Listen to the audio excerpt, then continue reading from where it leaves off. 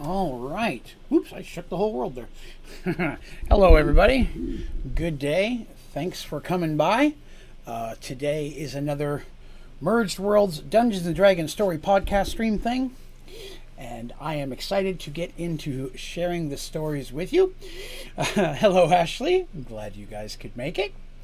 Today we're going to continue our harrowing tale with a little bit of an interesting sidestep. What does that mean? We'll find out in a minute. I'm also going to share with you guys some of the images of the minis that I have been creating lately. I've created all of the children. So I have a mini for them. I do want to begin by saying this is what the children will look like as young adults. Because it just doesn't really offer the website I use, Hero Forge, which for the record, not a sponsor, but phenomenal website. Not only can you get in and custom design minis in a million different ways, you can buy them and they'll print them out and send them to you. They'll print them out and send them to you painted already. Or you can just pay a very small amount and they'll send you the file. You can print it out yourself on a 3D printer. And they add new features and weapons or armor or positions or races. They add new stuff weekly. So I use Hero Forge to design all my characters so that you guys get to see kind of what I imagine when I'm rating these guys. So we're all kind of seeing the same thing there. Has there always been a voiceover in the music? There was a voiceover in the music? There shouldn't have been. Whoops. If there was a voiceover that popped on in the music, it shouldn't have been. Oh! I know what happened. I apologize. I had a second window open, and it probably picked up the microphone. I was finishing up a project, and I had a voice going on that one. It probably picked it up in the microphone. I didn't have it muted. I apologize for that. That's on me. So I didn't realize the mic was hot at that point. So I apologize. That was all my fault. I'm sorry. You would normally won't hear that. So if you're listening to this and you hear the voiceover, ignore that. That's a boo-boo. Sorry. But I've created the minis as well as some other characters that have been introduced in the past. One of them specifically I'm going to share with you guys today, and I've never shown this to anybody. But he's someone that I introduced a while back who is going to be popping up again in the future. And so it's someone I wanted you guys to be aware of a little bit more. I've only seen him once, but it's something I wanted you guys to be aware of. So jumping in on that, again, thank you all for coming. If you have a good time today, it'd be awesome if you click the like button. But if you're new here, whether you're watching it today, tomorrow, or 10 years down the road, it would be awesome if you'd subscribe to the channel. As I quaff my chocolate milkshake and prepare to tell you tales of excitement. All right, so we're going to start off today. I'm going to introduce you guys to the minis first, get that out of the way, and then I can go into the story. But I made them for all of the guys. One of them I realized I forgot to load, so I'll have to pop them up in here in a minute. But we're going to start with, I'm going to showing you guys all of the children. So we're going to start with Seraph. So this is Seraph Bloodborne. I'll make him a little bit bigger here, probably. So with Seraph, there he is. Oh, Seraph. So Seraph, the hair, he has very cool hair, but straight on it doesn't look as good. It looks better from the side. Seraph is more to dress just in leather and clothing because of his speed and such. He doesn't really weigh himself down with a lot of armor, but he does have a tougher chest plate. It's not a full metal one, but it does give him a little bit. The sword is nothing, not a particular magic sword or anything of any kind, but it is a new sword that they added I thought looked cool. I wanted to give him a decent one. And he is carrying a flask of there that you probably recognize from one of the mini stories early. I had mentioned where Artemis thought he was sick. Turns out he was just hungry, and Draven had to take him away from Serenity to teach him what he needed to know to survive. Draven has always had a magical vial of this nature that basically keeps blood alive, keeps it warm and alive. So if he was to drink it, it's just like drinking live blood. It only holds a certain amount, and it still can only hold it for a period of time. But it's something he's had for a very long time that I didn't I don't know if I'd ever brought it up in the story, other than the one time where he had Seraph take a sip of it in that exact moment I was telling you guys about a moment ago. But it would stand to reason that he would have one for Seraph as well. If nothing else, he would give Seraph his own. He wants Seraph to be prepared. Special juice box. That's a good way to put it, Ashley. People juice. But yes, that is that flask. As for the scroll on the ground, when I create these characters, I try to put something of importance or something symbolic of them or their class or something down there. Sometimes they can be hints to stories. Sometimes they can just be funny callbacks. There's a scroll down there. Eventually, the scroll will be important. Now, could be that the scroll is the prophecy, per se. Maybe that's what it is. Or it could be something different. But that is the scroll that's down there. No, I'm not going to tell you what it is. Yay. So that's Seraph. There's our boy Deacon. Young Deacon. Again, as a young adult. Black and red are the colors of Fire Moon. If you look up Rafe Fire Moon's mini on the my website, Onlydraven.com, there's a tab called Characters. I have all these minis up there posted. I have all these guys up there now, too. Black and red has always been the colors of Rafe Fire Moon, so it would stand to reason that when he's given armor by his parents, because that's where you're going to get it from normally, is from your kingdom, it would be of the same color. He's a sword and shield user. His shield is on his back because he's also a spellcaster. Remember, he's training in that. He's primarily a warrior. He's basically a dual class without some of the restrictions, and we'll find out why later in the story. But the books on the ground, of course, symbolize the learning and the education side, as well as the spell in his hand. For anybody who's listened to this story so far, few episodes, the man in the hat popped up, so the little hourglass probably means something a little bit more for those people who've been following this story.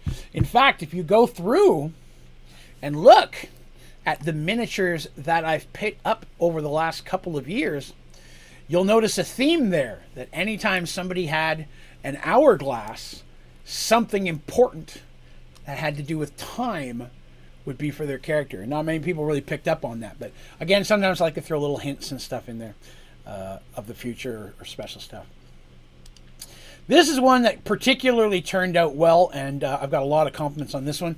Maeve Foehammer.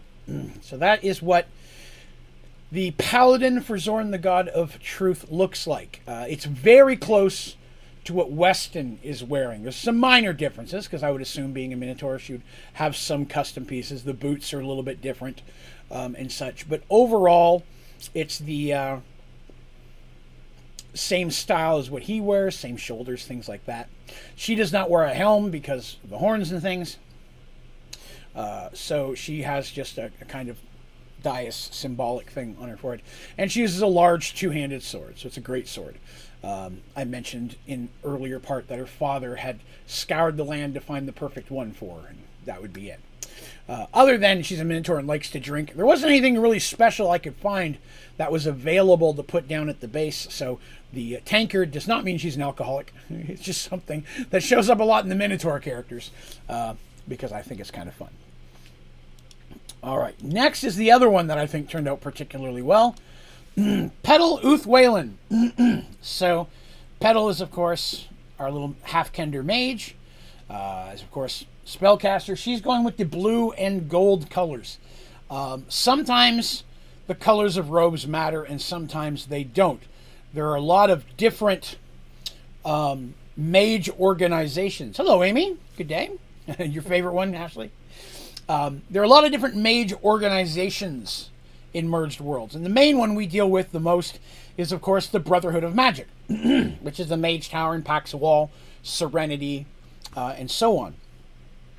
So, in their hierarchy specifically, there's no specific mage colors, although sometimes you'll find that mages with specific specialties will kind of lean towards certain colors. Petal, not so much. Petal's a wild mage, so she's got a little bit more freedom to go there. Catching you on episode 30, so I'd pop in and boost you up. Oh, I appreciate that, Amy. I'm glad you're listening to it. You have to, if you get a chance, shoot me a message on Discord if you have any questions or or anything special you'd like to bring up, man, I'd love to hear your thoughts on it, especially as a fresh person going through. Michael just went through the whole series here recently and just got caught up and left comments and messaged a lot. It was awesome to hear that interaction. So love to hear from you as you're going through it. But Petal is there. Again, books, symbolic of learning. As a Kender, half Kender, she still has the Wanderlust that's going to grab her like Kenders normally have, which is kind of what the bedroll is symbolizing, that need to go out and explore the world. And she got a little spell book on her side. There is no hoopak, so I can't give her a hoopak. I would assume over time she's going to move from a hoopak to a magical staff of some kind anyways.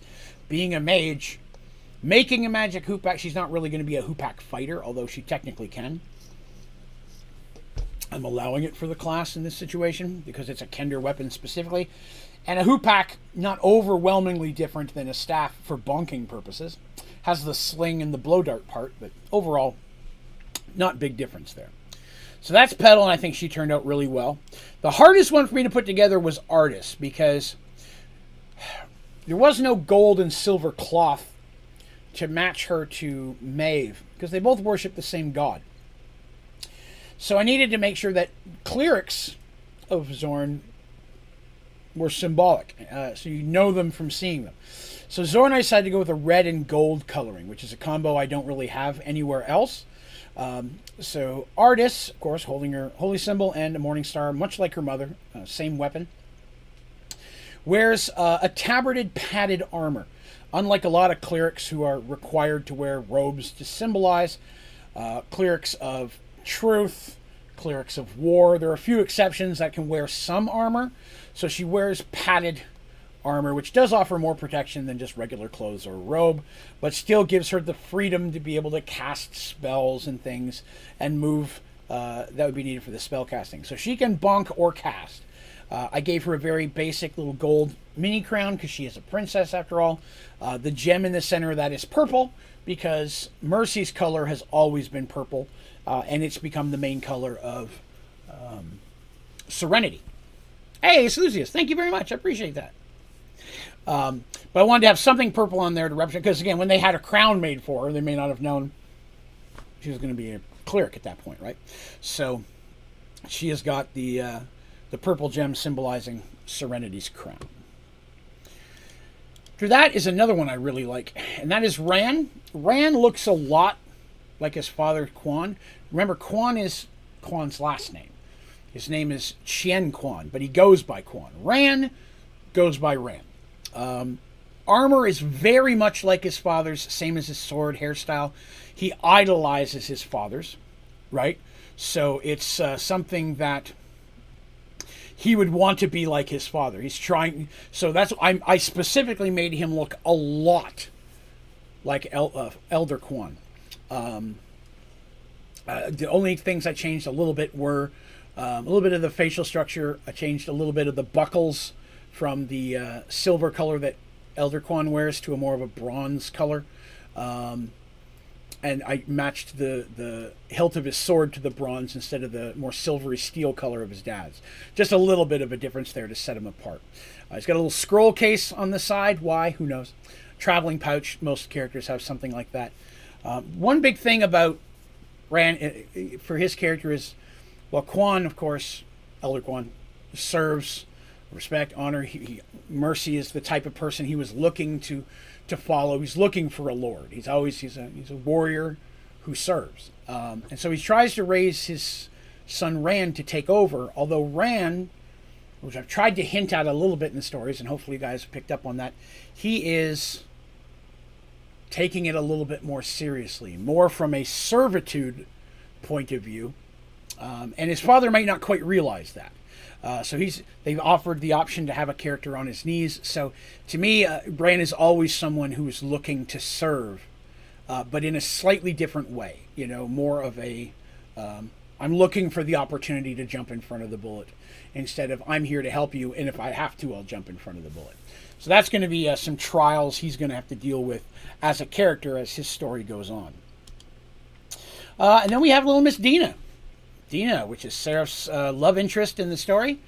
Dina the Flower Girl. Not she doesn't have a last name. I probably need to make one. But so yeah, Dina, of course, just dressed race. She works in the herbalist shop, so those different perfumes and elixirs and things on the ground that she works in her grandma's herbalist shop. Works for her, also grandfather helps him in his leather cobbler business. But mostly she goes around and sells the flowers. I gave her jewelry of like feathers and silver and steel because she's of common. She wouldn't have a lot of gold and such. I wanted to kind of, she has the classic bronze buckle on her little belt. A lot of times you'll notice that, especially bronze is one of the easier metals to get a hold of in a lot of the older medieval style stories and even in our own history. So a lot of times one thing that's easy to notice someone's more of a common descent is if they're wearing copper or bronze instead of steel or gold or silver. So I do try to symbolize that a lot in the characters.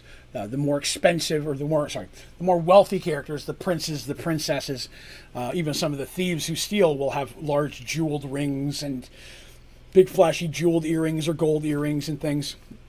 Or else I try to make the common character, common person, have still things that would flare, but would be more along the lines of their lifestyle. So that's Dina.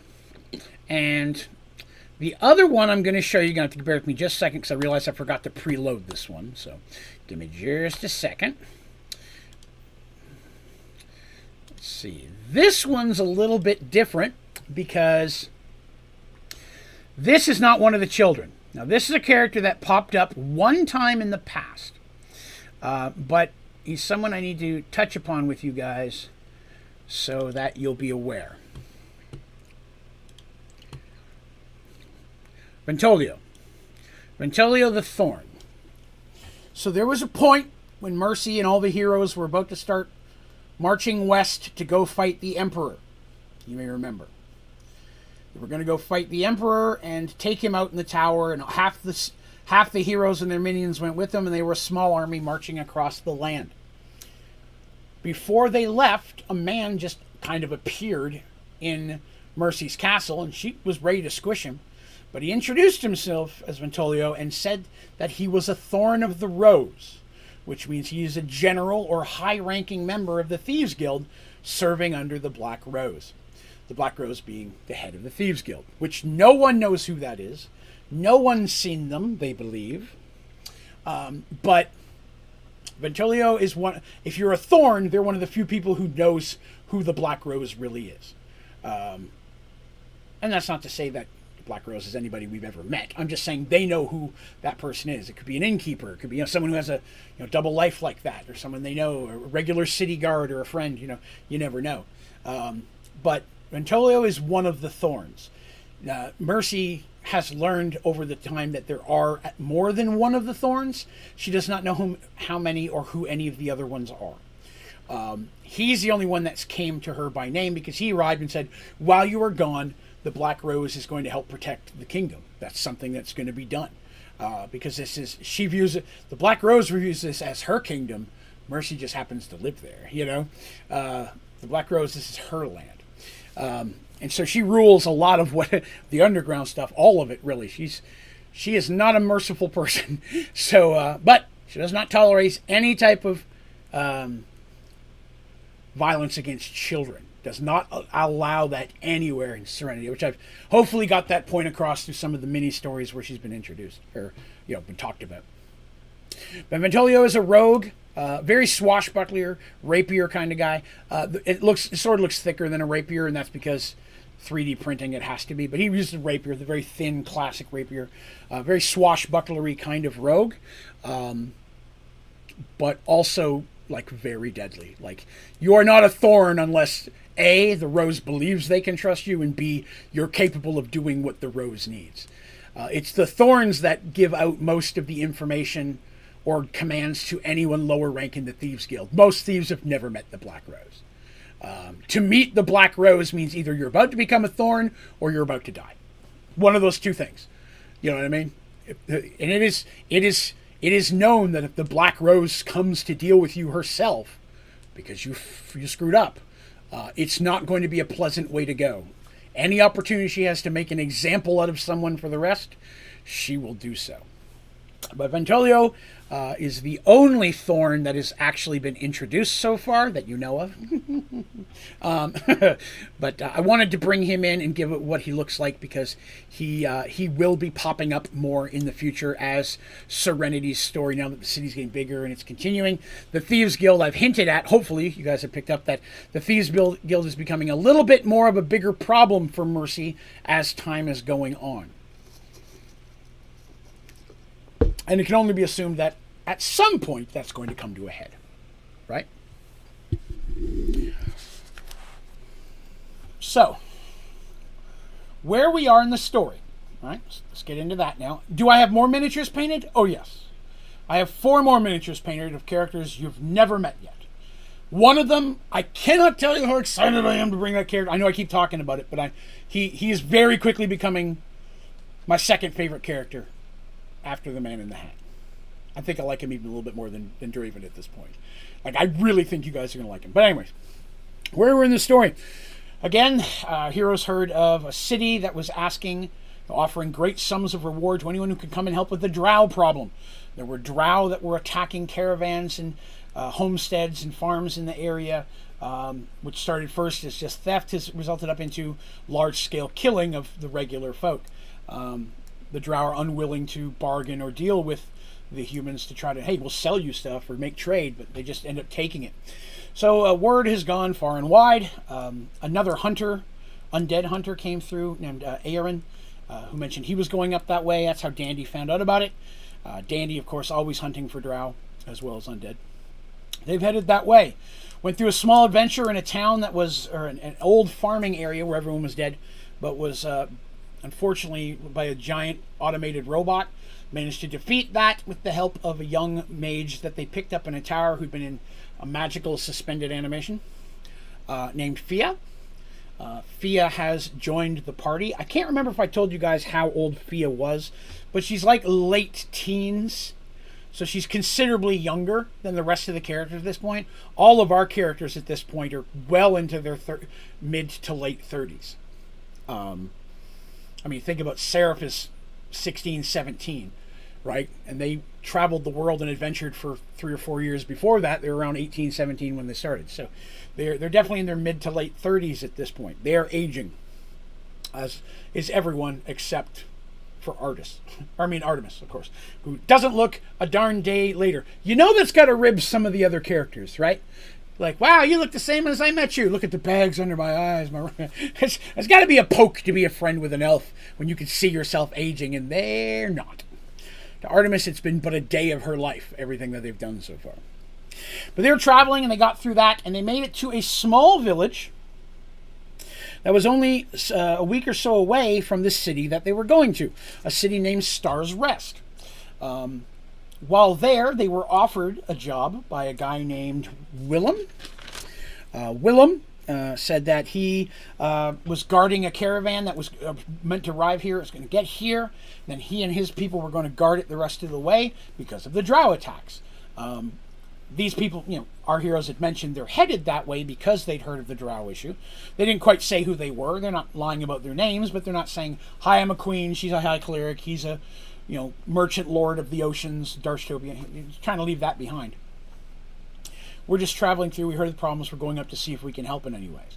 So he's like, hey, we're going that way too. Want to make a little bit of money? You come with us, help protect the caravan. That might get you in good when you get up there, right? Because if you're looking to hire people, you've already worked for the city kind of by helping a caravan get there. Good word. But they agreed. The caravan was going to be there in 4 days. So they had a little bit of time to kind of hang around the little village. It was a small town, had an inn and stuff, and they have plenty of money. So they said, yeah, we'll stay around for a couple days. Even though they're eager to get there, what he said really rang true. Yeah, this is a good opportunity for us to show we are mercenaries looking to help by, a job for more money? Yeah, we'll take that. That's what a mercenary would do, right? If I'm going towards the city to help take care of this drow problem, I can make some bank on the way, and I was going to go there anyways, right? So, typical behavior. The one person that throws off any of the, hey, we're all hardcore mercenaries, is, of course, Artemis, who does not hide the fact that she's a cleric of healing. But if she plays off, these are good mercenaries who are out to, rid the world of Rivia, so I'm part of them because of that. That's kind of the angle they're playing. And of course, remember, Percy, her Templar, is still there. He's wearing Templar armor and gear, but he's not wearing any of the actual Serenity specific. He's wearing generic Templar of healing kind of stuff. They're not trying to blatantly post that they're from Serenity. Even though it's taken weeks and weeks and weeks to get here, there's the chance that this place has at least heard of Serenity, right? So they're going to hang out 4 days waiting for the caravan to arrive, and then they're going to help Willem escort it the rest of the way. Willem is excited by this. He said, excellent. And goes off on his way. He said, 4 days, I'll come get you. We'll be good to go. He's staying in the inn as well, so they'll see him on occasion. So the first evening, they're just hanging out there, getting the information. They talk with Willem. All of that stuff happens. They crash out for the night. The next day, they decide to go about the town a little bit. Look in some of the stores, make a couple of purchases. Again, these people are very wealthy. So going into a place and buying things is a great way to get people talking. Store owners and merchants and such are more likely to chat you up if you're buying things. The longer you're there talking to me, the more stuff I might buy. Keep talking and answer my questions. They buy stuff a lot of times that they don't need, but that they can toss in the chest of holding just in case, It's more of a way of getting in good with the people around. And that's kind of their angle here. They go around a couple of stores, pick up some basic supplies. Sadly, no barrels of pickled fish here, but they have two, so they're good. They are looking around. Darsh was able to get a meat pie. Very happy about it. He prefers dessert pies, but meat pies are also delicious. And they talk to some of the blacksmiths and some of the other merchant stores, and it's all the same kind of thing. The drow issues really haven't gotten this far. They have not been attacked at any time, but yes, caravans between here and Star's Reach have been attacked on several occasions.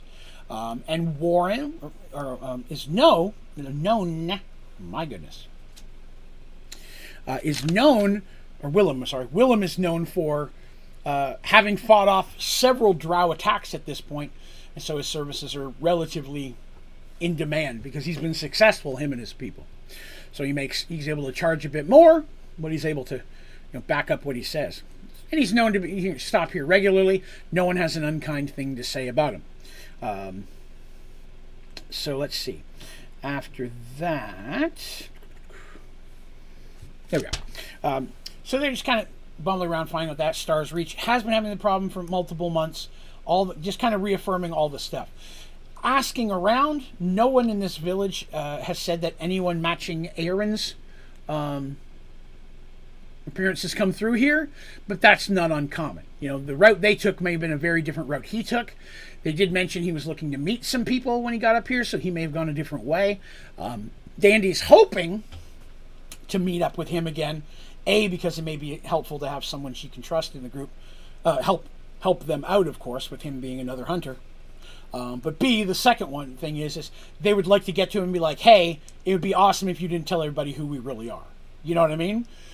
It would be great. We'll slide you a little bit of gold. I know that's why you're here. If you could just keep who we are on the down low, we would appreciate that.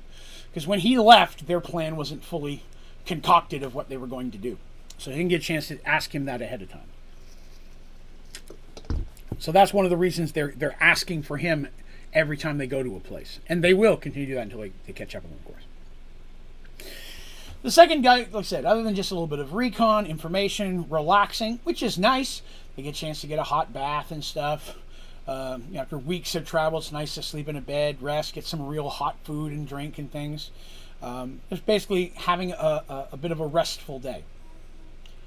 And it is mid-afternoon in the inn when they're eating some dinner, when they are approached by a man. One quick second.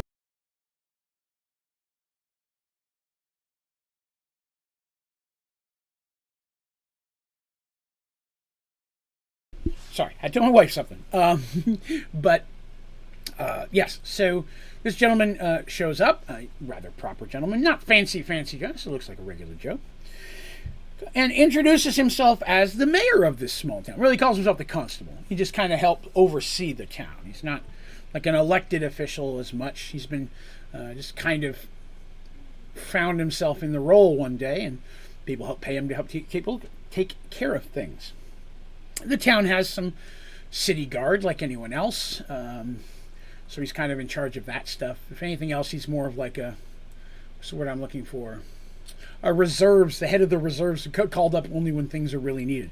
Somebody gets drunk in the bar, somebody comes through town causing problems, brigands in the area, stuff like that.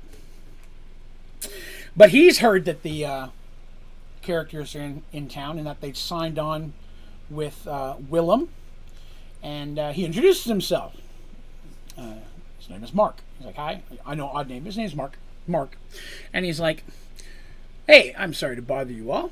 Appreciate you all staying in town. You've been kind of being friendly with everybody, and that's awesome.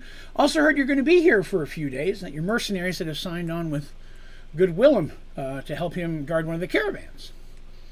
He's like, yeah, I mean, we're heading up to Star's Rest anyways. We heard that there was some trouble going on up there and that they were paying well to get it solved, and it's kind of right up our alley. So yeah, we're heading up that way. Figured we could use a couple days rest to make a few extra coin working for Willem on our way up there. And he's like, excellent. Well, I'm sure that'll be appreciated. I will tell you, though, I did want to ask you something, see if you might be interested. Here in town, we're actually experiencing a small issue ourselves. Nothing huge, nothing big, but something that maybe you might be interested in making a little. You're going to be here a few days anyways. This might be something really quick and easy for you guys to take care of that we could use some help with, and we might be able to pay you for those services. Our heroes are like, well, in the back of their mind, they give each other a look like, we're really not here to take on every job in the area, but at the same time, we have to at least act like we're entertaining it. They're like, well, maybe, I guess, we definitely don't want to miss our chance to catch up with Willem. Nothing to be offended here, but the big money's helping the Star's Reach, so we're heading that way. And he's like, oh no, I understand, and definitely what I'm proposing shouldn't take you folks yourself very long at all, especially looking at Darsh, especially with the assets you have available. This might be something pretty quick. And they're like, well, what you got going on? I'm like, well, we've had some issues. There's a small lake to the west of here, not far, just a couple hours travel, and it's a place where a lot of our folks go for fishing and such. Not so much as to sell, although some people do. It's more just families feeding themselves, taking care of themselves, and it's been that way for years. Well, unfortunately, over the last few weeks, there have been some attacks. Now, here's perk up a little bit. They're like, oh, we heard that the drow weren't really bothering folks down this lake. Oh no, not drow. No, nothing quite so devilish, thankfully, but still quite an issue. It turns out there are some creatures, a couple large creatures that have been attacked people in that area. Let me grab the specifics here. Let's see here. Says that there's some attacks in the area and ran people off. But then actually someone went out there fishing about 5 days ago and never came back. And they're afraid that they may have fallen prey to the beasts in that area that are not normally found there. And they're like, oh, okay, well, animals or people-like things? And they're like, animals, I think. I mean, they're like, it's, owlbears aren't very common in this area. And that's all I had to say. Darcy's like, Did you say owlbears? And the rest of the party like, oh no. Because it is well known across the many worlds that owlbear meat is disgusting to everyone except minotaurs, who consider it a very big delicacy. Some damn fine eating, if you will. And there have been several situations in the past where their group has been fallen off the rails, if you will, because an owlbear was in the area. In fact, one of their very first adventures, one of the little side fights was they came across some owlbears, and because Darsh wanted that meat, they all got embroiled in it. Mayor's like, yes, supposedly there's some caves on the one side. Yeah, just never really been. There's been bears and such that have lived in there in the past. Most of the time, not causing a lot of trouble as long as stay away from it. But sure enough, I guess there's 2 owl bears that have moved into the area. I don't know if they killed the bears or what there, but there's 2 owl bears hanging out in that cave. Now our heroes are like, well, it's not normal to find 2 together. They're very solitary creatures. Normally only come together for mating, and then as soon as the child is old enough to be on its own, it's usually abandoned by the mother. The fathers are usually gone long by then. So maybe a mother and child that just isn't big enough. And he's like, I haven't seen them, but from the descriptions I have seen, they look like 2 really big, same-sized owlbears. Well, it is a little unusual, but I guess we'd have to ask, what exactly are you offering? There's a few moments of going back and forth, talking about pricing. The heroes, haggle a bit to make it look like, they're looking for what, getting paid well, but at the same time, they're not really need the money, but they are trying to play their parts as mercenaries. And when it's all said and done, just like with Willem, the mayor feels like he's paid more than he wanted, but he's actually getting it at a steal if this is successful. And it is contingent upon successful. They have to return with proof of 2 dead owlbears in order to get paid.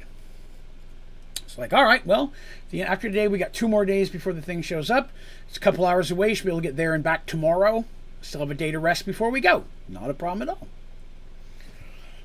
So that's what they do. They go ahead and they prep themselves up, get some rest, go to bed a little early, decide to get up early, just in case they do run into some trouble, want to make sure they get back well in time to get part of that caravan. They sleep that night. Darsh sadly doesn't get to stay up drinking like he prefers to do in an inn. Always trying to outdrink Mercy and rarely succeeding. They crash out and get up the next morning and begin their travel west. They're up really before any of the patrons of the inn are up. And the guy running the inn, he's like, oh, I'm sorry, you guys need breakfast? They're like, nah, we're good. We got some travel food. We'll get it. We want to get an early start. They did purchase a 5th horse for Fia. Remember, Fia was riding double with Dandy at this point. So the day before, when they were going around traveling, they did pick up a new horse for her. So they all have horses at this point. So there's no more doubling up on a mount. They start making their way in the direction that the mayor and the people of because they talk to the inn folk afterwards, like, oh yeah, we've heard about the owlbear problems, man. It sucks too, because I used to buy fish from this one fisherman, and I cooked him up, sold him here at the inn, but unfortunately he hasn't been able to get out there because of the dangers. And we heard that a farmer from over there, one of his elder sons was out there, and he's the one that hasn't returned in days. So hopefully, maybe he's just gone drinking or something. But hopefully you can find him alive. Our heroes like to help people out, and Darsh loves owlbear meat, so they get an early start. Traveling there is pretty easy. There's not really a road, but there's a very well-worn path. So people for years have been traveling from this area over there. There are different branches occasionally they get on the path that probably lead to other farmsteads and things. There's probably an old animal trail, but just been over 10, 20 years of traveling through here. People have sometimes taken small wagons and things to bring their fish back. So it's not easy to carry a whole bunch of fish home sometimes. So there's enough of a path that they can follow it pretty easy, and there's not a lot of threat of the horses tripping or falling on anything. Sure enough, they reach the lake just a few hours later, and it's exactly as described. On the far side of the lake, they can see a bit of like a rocky crag that's kind of just like a hill that's been, part of it's been broken off kind of thing on the side. And that's supposedly where the owlbear is. They take a little bit of time. They can't see anything from here. They start looking around this side of the lake where people are more commonly fish, from what they're told, to see if they can find any signs of the missing man. And they don't find anything. Nothing specific anyways. And there'd probably be an old shoe here or something. It's the kind of thing that looks like it's been here a very long time. Any watering hole. If you've ever gone to a watering hole in your area where kids and people go to swim in the summer, there's always going to be some kind of trash that's been there 20 years. But not a whole lot. So they decide, okay, it's kind of warm out today. There's nothing particularly going on out here. It's likely that maybe the owlbears are in their cave. So we're going to have to run a recon. And for that, they decide to send in Dandy. You might think that's a little harsh. 2 owlbears. 1 owlbear could tear apart a kender, but this is what Dandy does, and she works better alone in these situations. It's rare when she's going on a recon she takes anybody with her, with the exception of Quan, who she honestly feels is the closest to a kender a human can get in skills and abilities. Still got a long way to go, though. She's always offering to help train him. He just won't take it. He doesn't understand why. She's so helpful. He does such a good job. Just a few things, though, could really help him out. So they make their way around the lake a good distance before Dandy, kind of leaves them to move on ahead.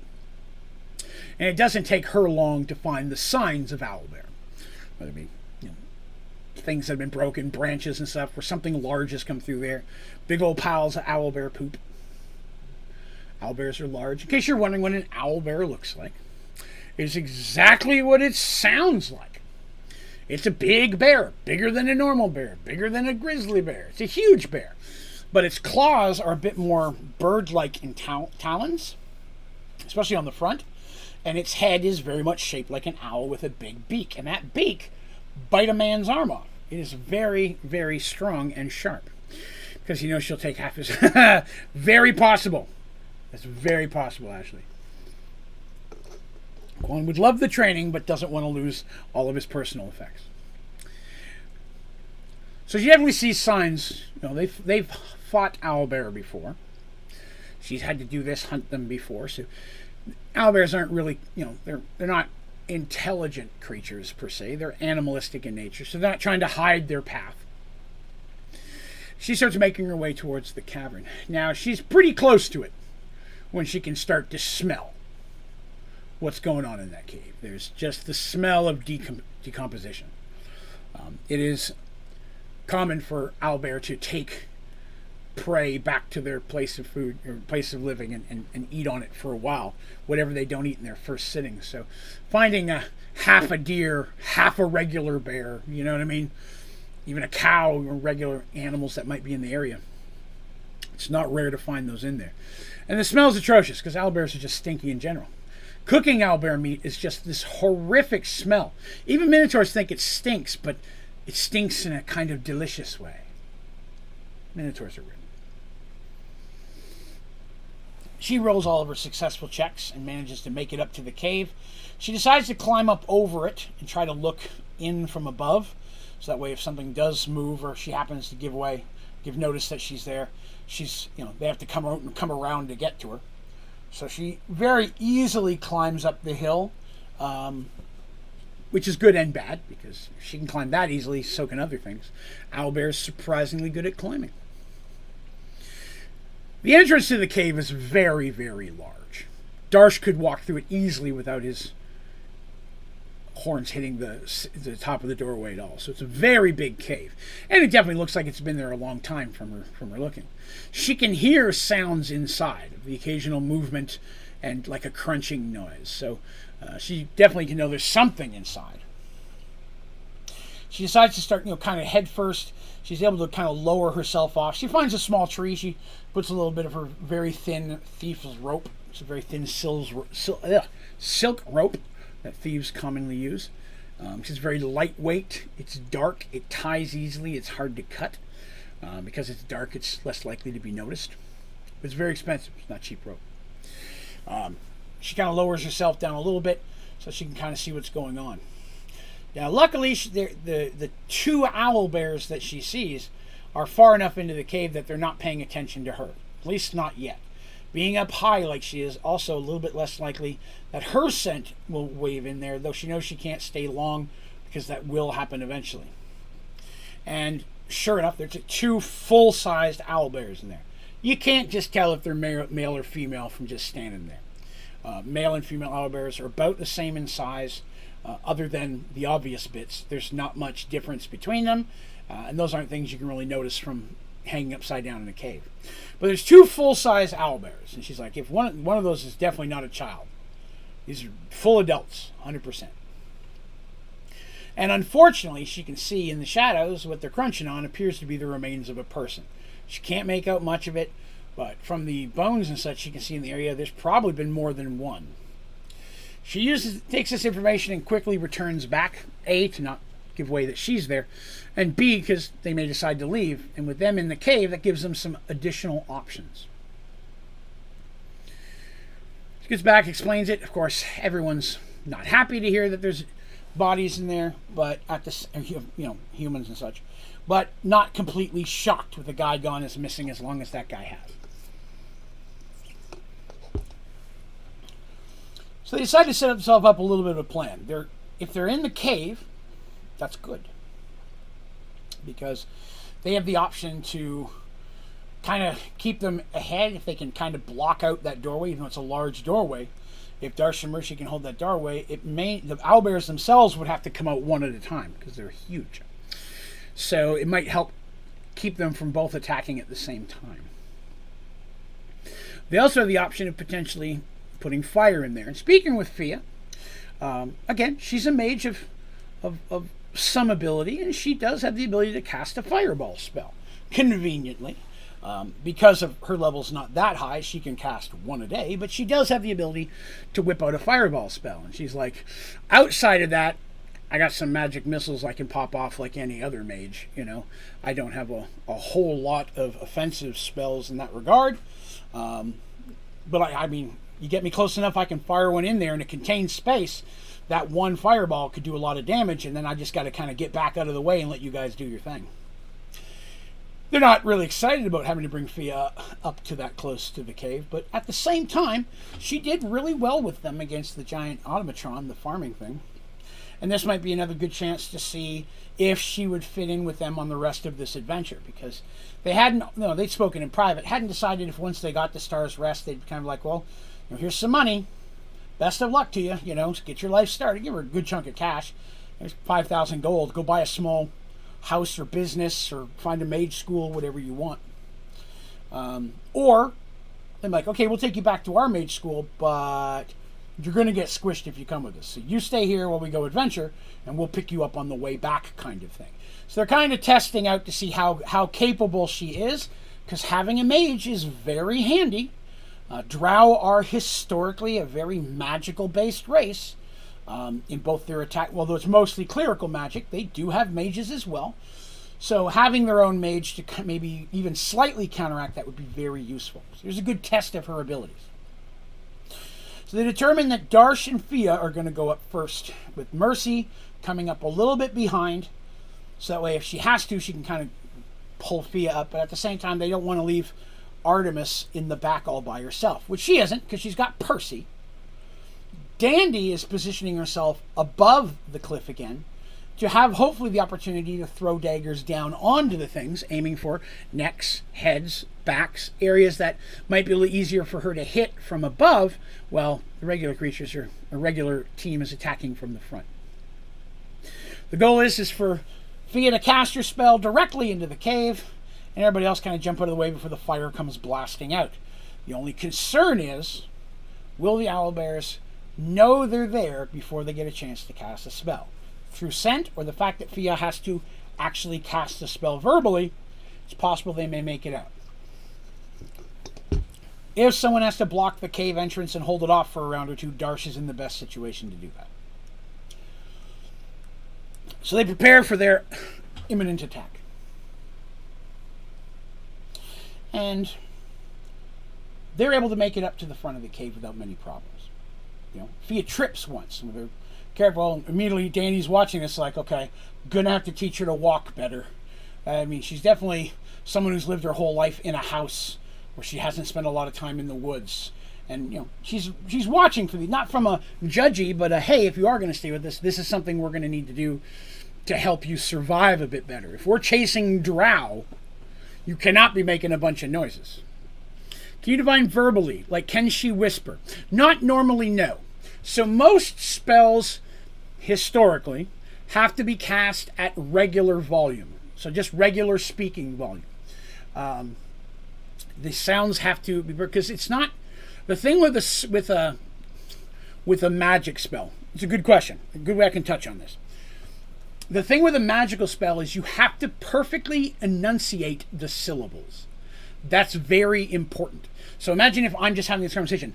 I must properly say every vowel and every sound of each word. If I'm whispering it, those sounds aren't able to be made. I'm not forming those actual specific sounds that I get the message across. You'll understand what I'm saying, but I'm not enunciating those perfect syllables because, of course, language of magic is the language of gobbledygook, right? Allah, filamamam, but it still have to be very well enunciated, and even the smallest mistake, the spell will not cast correctly. That's why they have to study them every night before they go to sleep. That's the concept of it anyways. They have to study them very, very much to refamiliarize themselves, because once they cast it, in theory, the knowledge of it goes with the spell and you forget about it. Original Dungeons & Dragons, you cast a spell, you can't cast it again. Most modern versions have changed that some, but you still have to speak it at a normal tone. There are special spells that may require music. You may have to be chanting louder and louder and louder. You're going to find a lot more of those in cleric spells than mage spells. But there will be chants and things of that nature that you may have to have multiple people all speaking at the same volume. And a lot of the group spells require that. So whispering, normally not going to work. Makes sense? Improper enunciation could be very much so. Very much so. Especially if we were to take that question about properly enunciating. You do the spell wrong, nothing might happen. Or it could backfire. You could make something funky happen. Right? Even more so for people like Deacon and Petal, who are already dealing with wild magic. If they make a mistake, there's a much higher chance that a negative or alternate effect will happen. Regular spell, 75% chance probably the spell just didn't work. For them, 80% chance that the spell now does something different. It'll cause a wild surge, and whether it's good, bad, or nothing, they're not going to know. At the same time, yelling a spell is the exact same problem. It's not easy to properly enunciate when you're screaming at the top of your lungs. Anybody who's being yelled at by a customer when you're like, I can't understand a thing you're saying, man. You're going to have to calm down. Or you've been yelled at by a family member or something. Someone's screaming at you, you're like, I only got half of that. I don't know what you're trying to say. So again, you have to perfectly enunciate them. So an average tone of voice, maybe slightly louder or maybe slightly quieter, but to the point that you can still make each sound perfectly as required. For the verbal component, the VSM are the three components of a magic spell. V is verbal, S is somatic, M is material. Somatic means fingers. So you can wiggle your fingers. Blah, blah, blah, blah. Or I got V and S backwards. No, I think that's right. So anyways, there's one of them is you have to have hand gestures. Material means you have to have a bat wing or a feather of a goat or whatever the case may be. Do goats have feathers? It's Mergeworlds. If they want to have feathers, I said so. Kidding about the goat feathers. But something of that nature. Some spells require all three. Almost every spell is going to require some form of hand movement. Rarely are you going to find a spell that doesn't require that. Although not always are you going to need a material component. And sometimes you don't even need the words. Sometimes just hand gestures works. That's why when you catch a mage, you tie up their hands or break their fingers. That knocks them out of 99% of their spells. Just a hint there, in case anybody has to fight a wizard. Not in D&D, I just mean in your regular life. You go to the store tomorrow, somebody tries casting a spell on you. You're in a grocery store, man, grab a pumpkin, smash that hand, you'll be fine. All right, we'll continue. So they get up there, and brutal? I don't know, man. It's like Dark Wolf 1382 just responded brutal to the statements that I made about the breaking the fingers, which is true. It really, really is. And most good people are just going to tie the mage up, because it's not just, your hands tied, you still can't do what you need to do, especially if you tie their hands behind their back. They're not going to be able to make a whole bunch of hand gestures. But an evil group catches someone. If you'll remember when they rescued Tobias from the Kingdom of Ormond, his hands were just all busted up. And it's quite common. You'll find that a lot in fantasy stories and such. In the Dragonlance Chronicles, there was a Palin Magir who was the nephew of Raistlin Magir, big wizard. And they got to the later years, there's one point where he was captured in the same thing. He couldn't cast magic the same way because his fingers and hands had been so damaged, he couldn't make the movements anymore. Because he'd been tortured and such for information. Hello, Electric Blaze. Good day. You gotta do what you gotta do sometimes. At the same time, you think about it, right? If you are going to release someone out, you're not going to keep them prisoner forever. It's like either kill you or I can bust your hands so you can't do bad stuff again. Which one you want to take? It's up to you. Cut your hand off, or I can just kill you. Sometimes you're destroying their hand is potentially actually the nicer of the options. Doing well, thank you, Electric. Appreciate it. Just telling my tale. So they get up there, and Fia is a little bit nervous. Darsh sees that, but he tries to be very calming without speaking. He's like, you got this, taps your shoulder. Because she's never really been in this situation. She's never been in battle before they fought that robo thing a while back, right? Mage movements, very much like that, Ashley. Very much. Good call. Very much. All based on the same kind of concept. She's a learner. She's never really, except for that last one, for the first half of it, she was technically standing behind the shield, right? So now she's having to be sneaky. She knows what an owlbear is. Most mages would be familiar with them. They also have multiple components that are highly sought after by mages. Another reason why Darsh and the heroes have gone out of their way to take out owlbear threats in the past. Monetary value and Darsh's food. So she gets up there and she prepares a spell. She practiced. She knew she was going to do this today. Because she thought she was going to do this. She studied the night before and she's ready to go. Darsh gives her the thumbs up and she begins casting her spell. She's only a couple seconds into it when Darsh hears movement from the inside. The owlbears know that they're there. Very good hearing. This was something they expected, and he very slowly and casually walks partially in front of Fia. He told Fia he's going to do this. If you see me step in front of you, it's potential that they're coming. You keep casting that spell. Okay? You keep casting it, and you shoot it right past me.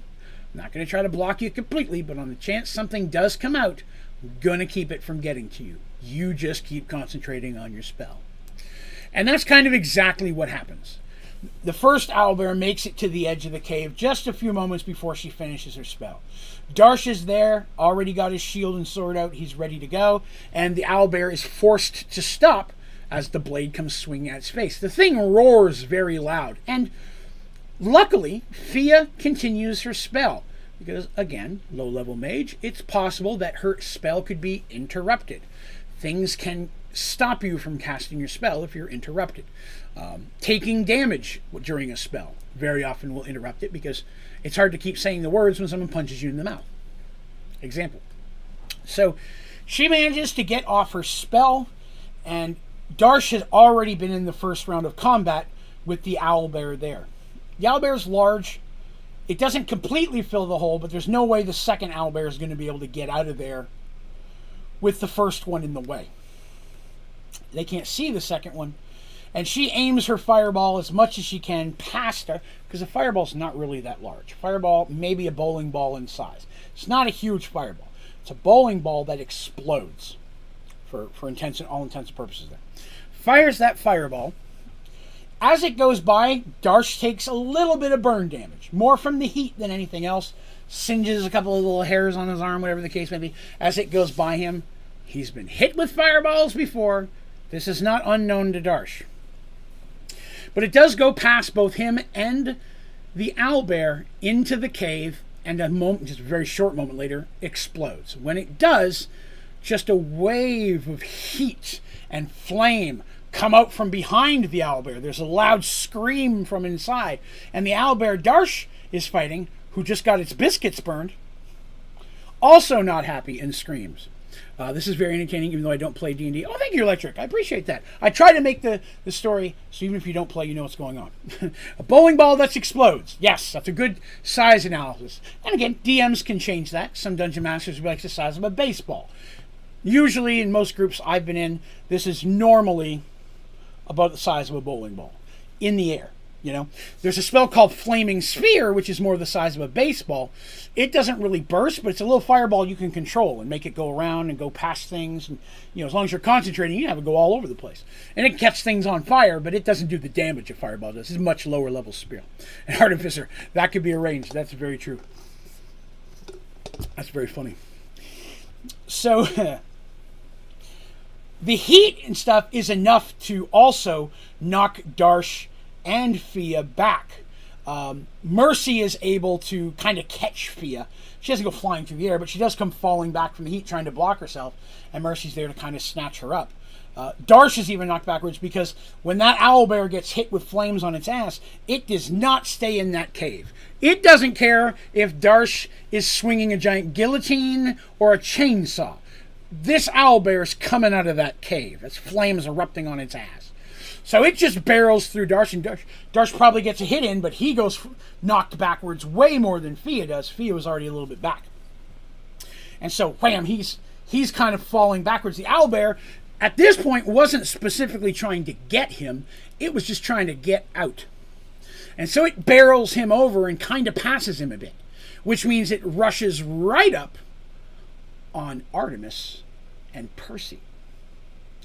Dandy, of course, was waiting for the signal. And as soon as that boom goes off and that owlbear comes through, she starts whipping daggers down at that owlbear, which is a dangerous situation. When I'm standing looking down at an owlbear and my friend is technically under it, and I'm whipping those daggers, if that owlbear is a little quicker than I thought, he's gone. That's just my friend there now. He's about to get poked. Or I could just miss and stab a Darsh. But, you know, Dandy's like, Darsh could be okay. And she starts whipping him anyways. It's not like it's a butter dish. So he's flipping that stuff out there. And, of course, she's deadly with her daggers. So she's poking it in the back as it barrels through. Darsh takes a bit of a hit from that, but manages to get back up, right? Taking a quick look around, he has to assess the situation. Mercy has pulled Fia behind her and is at this point trying to attack the owlbear that is now right on Percy. Artemis is behind him. Of course, Artemis using what few spells she has that are offensive, which are not a lot. She does have her little wand of magic missiles, so she's popping off a few of those, though that wand getting a little weak. They do have a certain amount of charges, and they can be recharged. It requires a relatively high-level mage to do that. Fia would not have that capability. So having the mage tower, a lot of times, she will have one recharged for her. But she used a lot of them against that giant robot harvester earlier, so she's already burned through a lot of these, which is not good because she's only got the one. So Mercy's attacking kind of the side/front of this owlbear, and Percy's right in front of it. Darsh immediately would jump in to help, but the second owlbear comes running out of the cave. This owlbear is just straight up on fire.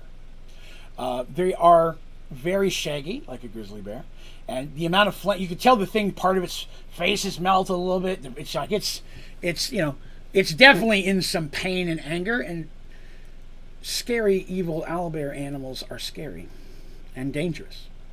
But one of them hurt that bad makes it even more so. And Darsh realizes he's going to have to take that one himself, probably to keep everybody else safe, hoping that maybe Dandy can help a little bit from above. So Darsh takes on Bear Von Crispy all by himself and comes in sword of blaring with that. Got his shield and he's got a sword. He is using a shield in this combat. I mention that because sometimes he dual wields weapons. Depends on the situation. Dandy sees these same things, and from where she is, it is nothing for her to switch targets as needed. If one bear ends up being a problem more than the other, she can start targeting at that one. She carries no less than 20 daggers on her at all times. Granted, many of them are in a backpack, just them all easily grabbable, but she would have, before this fight started, taken a bunch of them out and kind of stuck them in the ground in front of her, so she can just grab one up, pull it and throw it, grab it, pull it and throw it. So she had a ring of daggers around her, and her very special magical dagger she keeps a bandolier across her chest, tucked into the sides. She's got a flame dagger, she's got a very strong silver dagger, a couple different daggers of that nature. So Darsh is taking on Bear Von Crispy. Percy and Mercy are fighting the other one. Keeps kicking me in the face that those guys' names are Percy and Mercy. It's just funny to me. Fia, caught off guard, doesn't quite know what to do. So for the first couple rounds of combat, she's just like, oh God, what do I do? There's a bear there, there's a bear there, so on and so forth. But after the combat gets going and she sees her friends in trouble, she immediately then begins casting what spells she has. Magic missile spells specifically. And she ends up shooting him at the one that's fighting Darsh. Even though she's closer to the other one, in her mind, she's like, well, Dandy's really helping the Percy Mercy combo a little bit more because they just don't have Darsh's strength, and that owlbear is angry.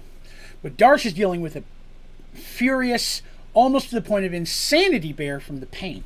And that bear is not going to care how much Darsh hurts it. It's almost in a berserk at this point. Makes it twice as dangerous because A, it's going to ignore the pain of hits just to hit him back, making it harder to hit the thing. Second of all, it is very common in Dungeons & Dragons, if something's in a full-blown berserker attack, even if you take all of its life points, sometimes it still keeps fighting. It's dead, but it doesn't stop. And then when things calm down, it just falls over dead. The adrenaline lets it go a little bit further than it should. Common barbarian issue. Darsh, very lucky. He's fought owlbears a lot. Not only because of his time with his friends, but being a Minotaur, even as a young Minotaur, hunting owlbears is something that is quite commonly done by Minotaurs when the opportunity arises. Owlbears are rare. They're magical creatures. They were originally created by a mage. They're not a natural born animal, but they do breed and slowly. That's why you rarely find them together. But he's doing a lot of damage. He knows how to fight the thing. He's staying very nimble. Percy and Mercy a little bit harder. You know what I mean? When Percy and Mercy are doing their best, but the owlbear is just huge compared to them. Percy's a regular dude. 5'11", 6 feet tall, average size. But remember, Mercy's like 5'4". She's a badass warrior, but she's little. Right? So she's little. Artemis is little. Dandy's the littlest. Fia is taller than all of them, except for Percy. She's almost Percy size. I think she was like 5'9", 5'10". That means she's basically towering over Artemis, Dandy, and Mercy. So, but Mercy, of course, is a badass. And it doesn't take long for her to draw the full attention of that owlbear. Because a few good hits of her Morning Star lets you know she's there. Now, against this type of a creature, the Morning Star does damage, but not as much as a sword was. And she does have a magical sword, and on occasion, she does switch to it. This is one of those situations. Using a Morning Star is great against brittle stuff, even regular humans. You know, I swing it, I can crack your skull, break your arm. But against a giant bear flank, little spikes is doing some damage, but with all my strength, it's still just hitting a tree with a stick. You know what I mean? I'm not breaking any bones on the inside of that thing. They're just too big and too powerful. So the little spikes may be irritating. Helps that it's magical. But it's not going to do the damage a blade would. So she basically tosses her Morning Star to the side and draws her sword. You'll remember she has a magical ring that can teleport her Morning Star to her hand anytime she needs. So it's nothing for her to just throw it on the ground and pull out another weapon. I'll get that later. So she switched to sword and shield herself. And she has, I think it's, if I remember correctly, she's using a long sword +4? +3, +4. +4. She gave the +3 to Ulrich. She has a longsword +4. So that in itself is a very good longsword. And so she starts slashing with that thing. The fight is relatively going their way. Even with the size of these things and the berserker of Darsh's, it's the berserk things hurting him and helping him. He's taking more damage than he normally would in these fights because the owlbear is just ignoring his attacks.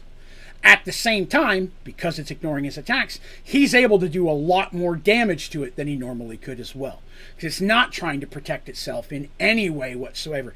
It's still burning, although the flames are starting to go out. And it's just big patches of skin, bubbled and stuff, blistered, because fireballs are not little tiny things. It's a bowling ball that explodes, remember. So, about that time. Now, if you're new here, you'll know that anybody, or you won't know this, but if you've been here for a while, you'll know that there's nothing more frightening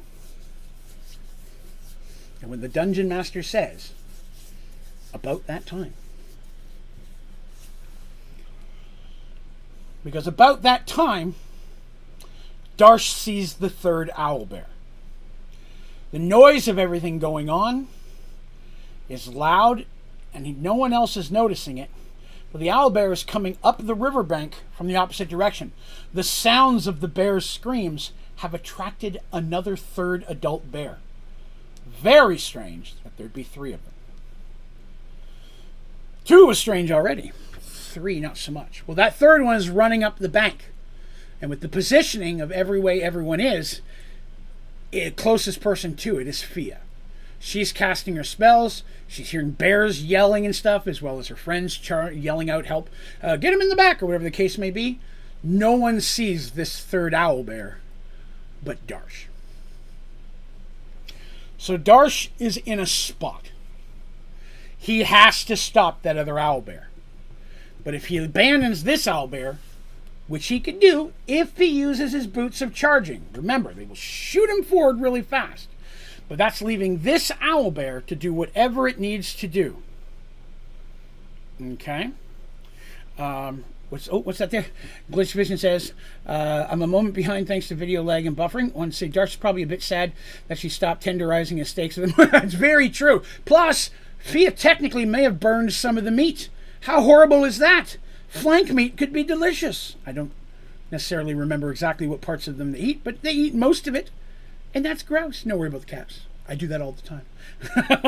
Yeah, tenderize that meat a little bit more. Can I borrow your Morningstar when the fight's over? Smack, smack, smack, smack, smack. That's funny. So he's in a pinch. I can charge over and get that bear and stop it from getting to Fia. But that means the second bear could turn on Percy and Mercy and even Artemis. And then they're taking on two bears. That's also a problem. Darsh estimates he's got the equivalent of 2 rounds of combat. He doesn't think that way. He's probably like, I've got 30 seconds before that bear's here. He has to do something with this bear.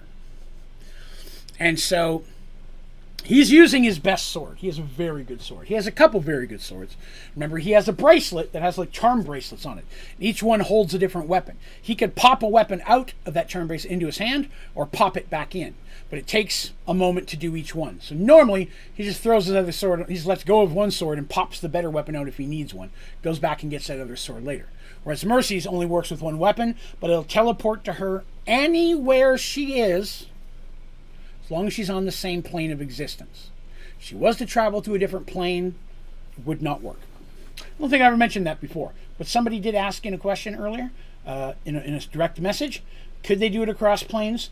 They could not. The ring does have to be on the same plane of existence in order to be teleported to it.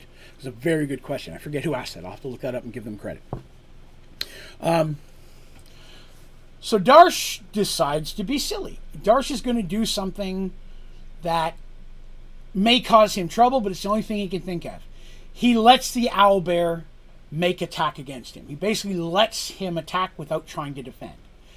And the owlbear bites. Claw, claw, bite. 3 attacks per round. Claw, claw, bite. So he does the claws. He kind of blocks one of those with a shield. But when the bite comes in, he lets it bite him. Now, he's wearing some pretty decent armor. It's going to ward off a big chunk of that. But he's still going to get hurt. And it does. He basically reaches in and it bites him on the upper arm. Above where the shield is. He's trying to block the claw, and then it comes in and it bites him just above the arm, right above where the shield was blocking, and into the shoulder. And it gets a good chunk of meat in there, and it hurts. But Darsh did that because while the thing is bit, its mouth is open. And he takes his sword and basically right into the side of the head of that thing. They got strong heads, but Darsh is stronger. And he takes that sword and he just right into the side of the head. Now, it takes a lot of strength to crack through an owlbear's skull. He's coming at it from a weak side. If you know anything about skulls, relatively weak on the sides. Same with them. They don't have horns. Horns are different. But if you don't have horns, temples, eye sockets, these are easy access ears.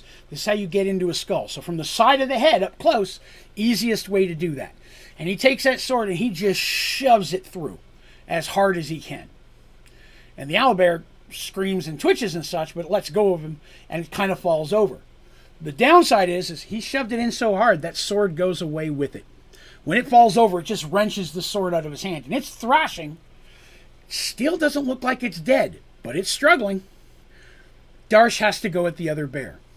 Now, Fia sees this. Remember I said she's shooting magic missiles at that bear trying to help Darsh and sees him get bit real bad. She doesn't know that's planned. She's like, oh my goodness. And so she's starting to whip out her magic missiles, trying to hit it again, trying to help him, even more focused on what's in front of her, because you have to focus on your spell casting. Does not know there's an owlbear 15 feet behind her. 15 feet is not a lot when you're wearing boots of charging. Darsh goes flying past her. She didn't know he could do that. He hadn't used the boots of charging. Oh, did he? I can't remember if he had. She didn't remember he could do that. I don't think he's done that since they attacked, but it's possible. Since they were with her. But he zooms past her, almost knocking her over. And he's charging in shield first and popping out another sword into his hand. But he's charging shield first. He's using both hands to brace it. So he has to, normally in this situation, he'd have to roll a dexterity check to make sure he doesn't trip on anything. Because that's the downside of boots of charging. He does not. And so he hits that bear full speed, owlbear, which was also charging at them full speed. So it's a loud noise as those two really strong, thick creatures crack right into each other. And he basically shield bashes the owlbear straight in the head. Because, the owlbear wasn't expecting a minotaur way over there to suddenly be right here. Again, animal instincts. Wouldn't have been prepared for that. So Darsh goes flying through, and as he hits that, he can hear it cracking of bone in the owlbear and himself. His arm, just from the strength of it, he can hear, he doesn't hear, but he can feel his arm crack, and his whole arm gets yanked out of the socket. Like, he can feel his shoulder completely dislocated. He threw everything he had on his left side holding that shield in, and the pain is intense. Now, the owlbear, of course, tumbles backwards. Not so much from the force of the blow, but just from the shock of the pain. Darsh is tossed backwards. The owlbear has way more momentum than he does. But the owlbear stumbles back because it did take some serious damage, and it's a little woozy. And Darsh falls backwards, and his shield falls out of his arm because that arm's dislocated. He has almost no control over it at this point. And he manages to get up on his knees real quickly as the owlbear is starting to gather its wits and starting to come forward. It's moving forward, but it's obviously still stumbling. It's trying to get towards the screams of the other owlbear. He doesn't know what's going on behind him. But he stands up as best he can and starts making his way towards the owlbear. Now, he's hurt more than he thought he was. When he stands up, he almost falls over again. The pain in that arm and shoulder just hits him like a wave. But he knows the only behind him is potentially Fia with no other protection. Luckily, he sees a little magic missile shoot past his head and hit the thing. So he knows she's okay right now. But it just, to him, presses more on how important it is he has to protect her. It could not be charged. That is correct, Michael. That's a very good question. Could her Morning Star be stored in the chest of holding? It could be, but she couldn't call it. That's exactly correct. Yeah, even a regular bag of holding. Hayward's handy haversack. There's a lot of magical bags of holding. Anything that puts it in its own pocket of the astral plane is technically another plane. It cannot be called from that. Very good. There are only a few magical items that I know will work in that regard. One of them is the Book of Spells, which is a magical item that has multiple pages in it, and each page has a spell. And you may cast that spell once a day. You don't need to be a fighter, a thief, wizard, doesn't matter. You can cast that spell once a day. But once you flip the page in the book, you can never flip back. And it could be a wizard spell, it could be a cleric spell, you don't know the level. You random roll for it every time you flip a page. And you don't have to have that book on you. You can have that book back at your house on the other side of the world. It can be on a different plane of existence, or in a bag of holding, or a chest of holding. But every time you cast that spell, there is a percentage chance the page will flip itself. And that percentage chance increases every time you cast that spell. Mercy had one of these very early on in the adventure, and she had a very strong healing spell, and she used it, I think, 8 or 9 times before it flipped to like a magic missile or something that was about useless compared to what she had before. But they did have one of those. That's the only thing I can think of that works across planes. I want to see, it's called the Book of Spells. Book of Infinite Spells, even though it's technically not infinite. It's something like that. 2nd edition. Give me a second, I'll find it. I don't mind. I know I'm telling the story here. Hopefully you guys don't mind too much. Give me just a second. I'll tell you. I got my Dungeon Master Guide right here. Books. Let me see here. Let's see. Blessed Book, Exalted Deeds. Book of Infinite Spells. Incredibly powerful magic item. Creating one is worth 9,000 experience points in 2nd edition. It's an easy way to tell how strong or powerful a magical item is by how much experience you gain by making one. 2nd edition gives us all that. No, it's not in the tome. It's just a classic one. Book of Infinite Spells. And every time the page flips, you roll to see if it's a wizard or a cleric. You roll to see which level it is, and then you roll to see which spell it is. 100% random. And as a DM, it's way more fun for me to always make them roll. I never pick one specifically, because you can flip it as often as you want. But once you get to the last page and flip it, it's done. That book is empty to you. When you open it, it won't open anymore. It won't open anyone else either. The magic of the book is done. It is if you pick up a book and open it up, it'll open to the page that the last open spell was. A foolish man riffles through a book. Could you imagine that? Pick that and riffle through it. What's in here? It's gone. You've wasted it. Very funny. I've heard a story. It never happened in my group, but a friend of mine said he had a group where a guy riffled through the spell as a barbarian. I'm just going to riffle through it, see if there's any pictures. Throw that in your 5e game. Oh, yeah. Great book. It's a Book of Infinite Spells. If you can't find any information on it, let me know. I'll screenshot it or photocopy it. Send me a message on the Discord, and I'll send you the specifics I've got on it if you can't find it anywhere online. But it should be there. It's been in the game a very long time. Also, if you're looking for chaotic stuff, Deck of Many Things. That has ended more adventuring parties than any other individual magic item in the game. All right. Darsh is in quite a bit of pain. Now he feels a little bit more like the burned up Von Crispy Bear that was back there, which he doesn't know if it's still alive. He's actually lightheaded. The bear is stumbling towards him, and he's stumbling towards the bear, and the bear growls out in anger and confusion. Right? Anger and confusion. And Darsh wants to whip out one of his swords. But he can't. Because both the bracelet and Mercy's ring do have a command word. Just wanting it in your hand doesn't work. You have to say the command word. And for him, he has to say the command word to pop out the item. He's in so much pain, he can't focus on it and can't remember the word. So the thing comes up to him and growls really loud. His left arm is hanging limp at his arm. He doesn't know what else to do. So he just hauls off and punches it as hard as he possibly can. Again, he feels the crack of bone, both in his hand and in the jaw that he finishes shattering with that punch. Shield had already done a lot of damage to it. And hits it with his fist, and he can feel his own knuckles cracking with the weight of the strength. He's got some gauntlets on, but it's not, again, full punch at this point. It's hurting. Because he didn't hold back at all. He's very strong. This is still not enough to kill an owlbear, but by God, it stunned it even more. And again, by 2nd edition rules, Minotaurs have 2 other types of attacks besides melee combat. They have a bite attack, which is not going to help Darsh in this situation, but if you've ever been bit by a cow, that hurts. Just saying. But he uses the only other weapon he can think of left. And so he stabs it right up under into its throat as hard as he possibly could with the one good horn that Darsh has left. You'll remember that Darsh, even though the miniature doesn't show it, one of his horns is broken about this far from the ends. It comes up and then bends, and that top bend is busted off. It's busted off very early. They have melee combat. They have a headbutt attack, which can also count as a gore. Against a man-sized creature, they can actually pick him up with his horn and shake him. This is too big for that. But he does go ahead and shove that horn as hard as he can, and he just feels blood wash down his face as the thing starts shaking, which starts shaking him around.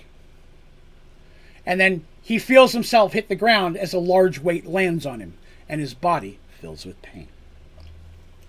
Thea screams out, seeing this happen.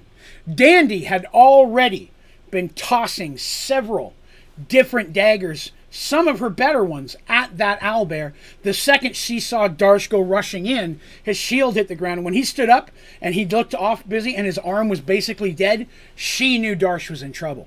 So she pulled out some of her best daggers and started tossing those at the bear, which is what was helping. Darsh doesn't see that, but it's taking several very strong attacks from Dandy. And then after she throws those, she goes running down the hill to the bear. She's going to jump into melee at this point. Her goal is, if she can get close enough, to try to get on the thing's back. If she can get a stab from behind, she can get it in an eye or somewhere like that. That's what a backstab is. It's not just I stab you in the back. You're going for a specific part of the body, and you're doing more damage because of that. It's a thieves skill. I don't know if it's in 5th edition yet, but if it's not, I'm bringing it back because that's the best thing a thief can do. So she's rushing down to try to help there. So she's rushing down with her best dagger, which is a dagger +5. And she's running. She has the flame dagger, she has a silver dagger +3, and she's got a dagger +5. Those are her big 3. But she has a couple +1 and +2 daggers as well. But she's always looking for magical daggers. Artemis collects rings. That's just how they are. Darsh is unconscious. The weight hits him and he blacks out. Mercy is doing well against their owlbear, but it's actually Percy that ends up striking the killing blow.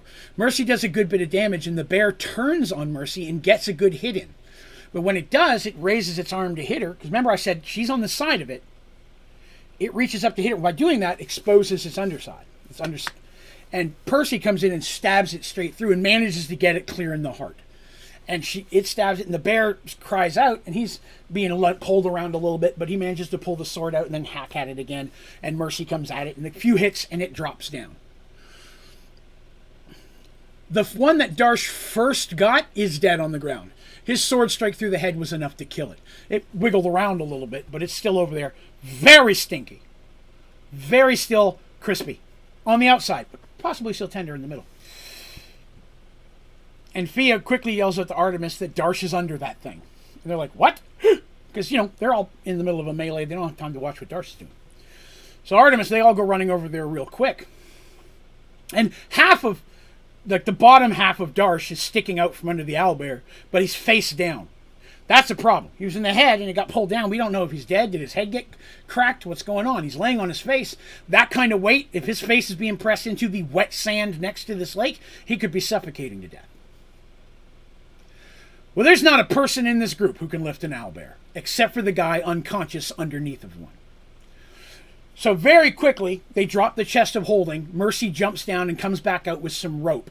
And they tie it around the thing's head. It's as best as they can, right? And then all of them, in a group, are standing there pulling on the rope. Percy, Artemis, Mercy, Dandy, even Fia. Maybe one of them's on the other side trying to help push it up. And then the goal is to try to get it up high enough that they can try to drag Darsh out, which in itself is his own challenge. Even though she's a badass. Technically, Percy's a little bit physically stronger than Mercy. So if they can get it up, he's the one who's going to try to drag Darsh out.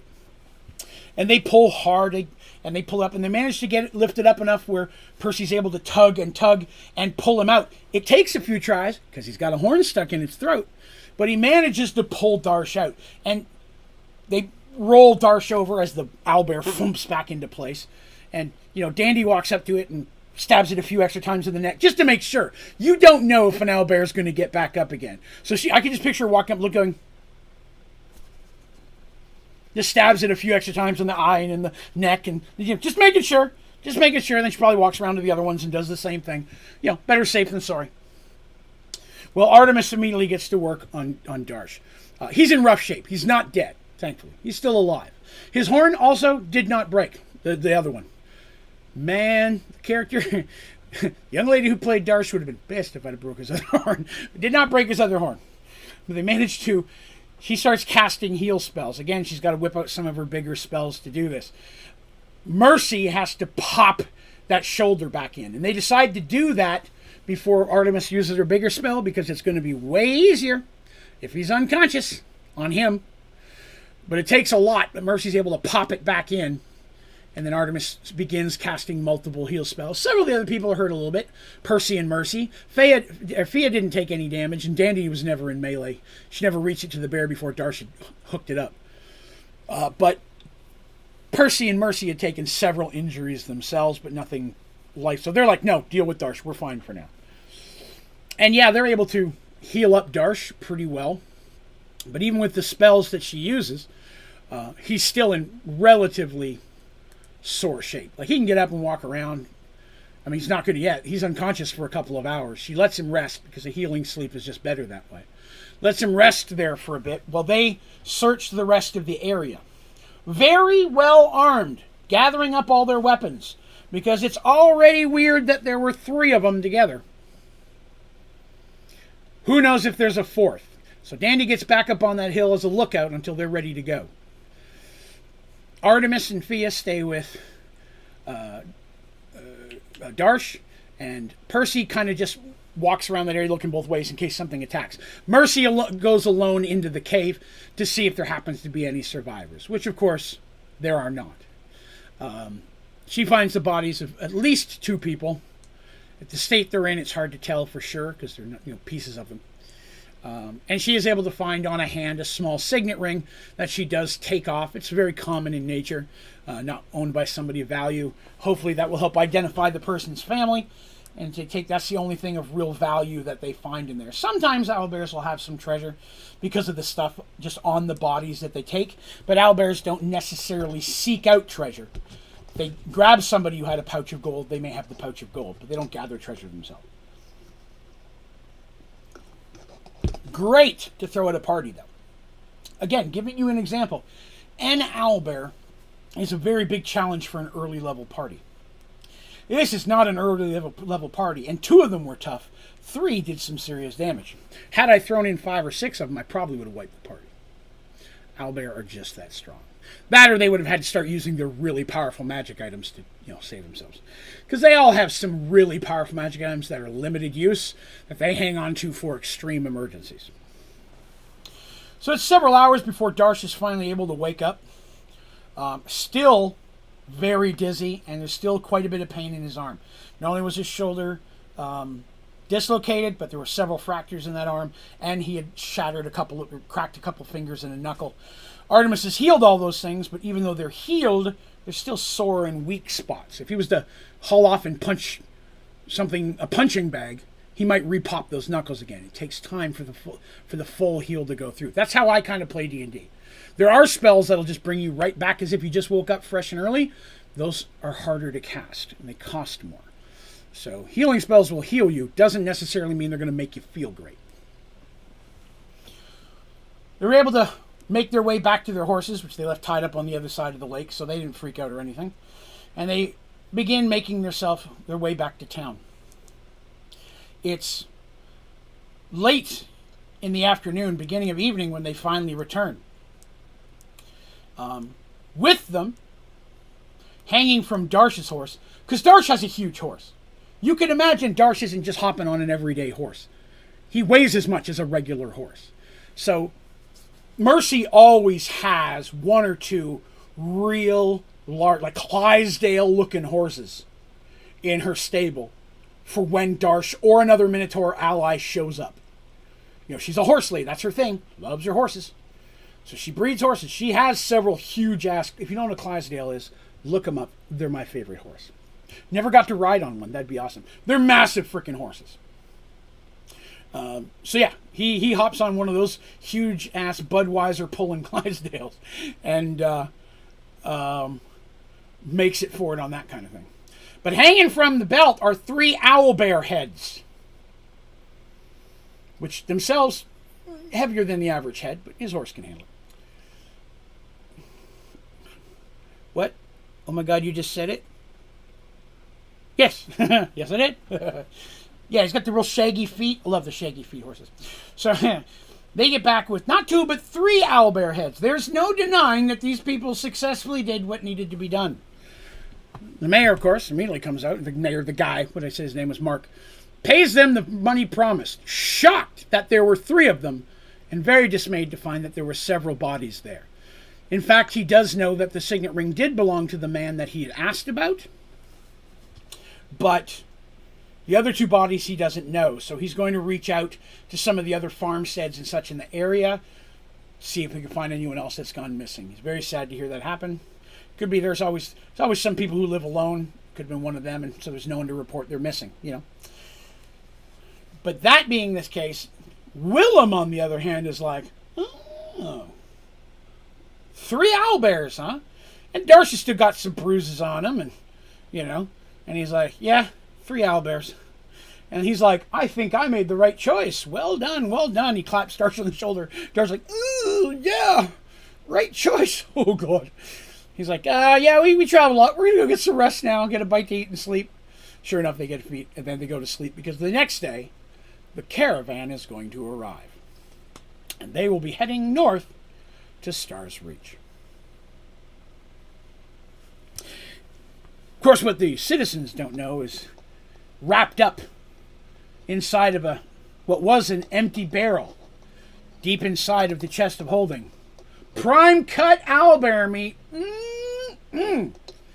Darsh made sure to cut him off some very quality owlbear meat. Put it down, wrap it up, so hopefully it'll contain the chest of holding. And then they also peeled off a bunch of the things like eyes and nails and beak pieces and such as mage stuff, allowing Fia to take anything she wanted. She took a few things, which to her, she's like, wow, just getting a hold of an owlbear eyeball is rare as hell. The fact that I've got my choice of 5 of them, because Darsh did stab through one, that eyeball was ruined. But, you know, that's some high quality stuff for her in itself, would be a small fortune in spell components. And the rest of it they take and bottle it up, bag it up, stick it downstairs in the chest of holding, because again, a lot of the stuff they bring back home, and Mercy's like, what up, battle mages? Supplies! You know, you can imagine a battle mage going, yeah, okay, I just learned this really big fireball spell I want to cast at your enemies, and I needed an owlbear finger. Thank you, you know. It just helps everybody at that point.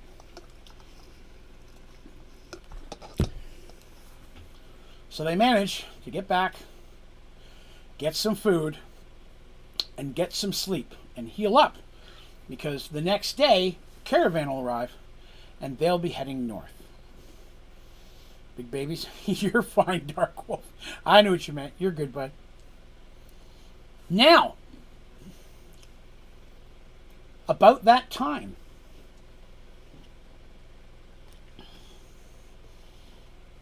far, far away from there, far to the south and east, there is a small handmade wooden cottage nestled in the deep trees of the forest. Very close by, a small running brook of clear, cool water runs through the woods. The house itself would be considered very modest, not overly large, consisting of only 3 chambers, 2 bedrooms, and a common living area, cooking area. Outside, you'd see the signs of where someone would be tanning leathers, things of that nature, drying meat, things of that nature. And the artistry and the carvings on the wood would look very uncommon to the average person. Some might think them hieroglyphics, although much more animal symbols in style. Well, the home was originally the home of 2 good friends. Tevin Lightbringer now lives there alone. His best friend Draven having in the past relocated to come to live into the Temple of Serenity with Artemis, his wife. Tevin spends quite a bit of time there in the temple himself, but does enjoy the quiet solitude of the woods, which is very much like the lifestyle he grew up in, living with the tribals. Now, if you're new here, I'm going to touch on those. Tribals are the race of humans that Tevin belongs to. They would be very much like what we would consider Native Americans. But of course, it's not America. So they're in looks and such. They're tribes. Tribals is in no way meant as a negative thing. It's a point of honor. The tribes of this group, there were multiple tribes, and they, after many years of warring, hundreds of years ago, finally came to peace. Because in each generation, to one tribe will be born a prophet. And several hundred years ago, the last male prophet brought an end to those wars and said that, basically cast a spell type kind of thing, that should anyone ever in violence take, one of the tribes try to take the prophet away from another, that tribe would be cursed. The concept behind them is that in every generation, a prophet is born. You never know which tribe. Whichever tribe has it, that's the head tribe for that lifetime. All tribes, but again, benevolently. If they try to abuse it, there's ways of taking care of that. But that's not the case. They live in peace. They're just, they all live relatively geographically. Merged worlds, 5 of the 7 tribes came through. Tevin being one of them. There's a whole story about it early on. Many of you have already had that. If not, highly recommend checking out the older episodes. It's one of my favorite tales. Tevin's one of the last few survivors of his tribe, because many of them were killed by Draven's brother. And he became Draven's best friend, living many years on Draven's planet with him, coming back as a much more powerful cleric than he left. Also a cleric of healing like Artemis. But now, kind of lives in this little house by himself. He wakes up and rolls over, sad, as he sees the body next to him climbing out of bed and beginning to dress. He can see the curves of the young woman's skin and the multiple tattoos that she's now covering up with her clothing. He coughs politely to let her know he's awake, though he has no surprise she already knew. The young woman turns. She too, her skin being slightly dark in complexion, though not quite the same as his, has long dark hair. Turns and gives him a little smile, shakes her head, and he says, "Really? Must you go?" She gives him a little knowing look, like you're going to look at your kid and say, "Now you know you can't have a cookie before dinner. Now you know, we talked about this. I can't stay much longer. If your friend came by, it just would be best if we didn't meet in these type of situations." Tevin, again, as always, whenever she left, felt himself get a little bummed out and sad. He'd come to grow very fond of the young woman over the last year that he'd known her. Had met her a year earlier, actually, on the night that the undead had attacked Serenity. As he rushed from the temple to get to where the Flame of Serenity was to help Draven and the children, she knew they were there, he'd fought his way through many times. And as he came upon them and rushed in to help Draven, as the undead collapsed all around them at that point, the young woman was there as well, not far away. It was clear that she had been fighting against the undead as well, as she was sweaty and disheveled and so on and so forth. He'd noticed her, one of those, "Who's this? I don't know her. She's cute," kind of things. But as he was helping get her way back to the temple, he didn't see her until a week later. He was visiting, and he was going out for a walk after in the night, and she was there, and they began talking. It wasn't long before she started coming to the village out here, or the house, to spend the evening from time to time.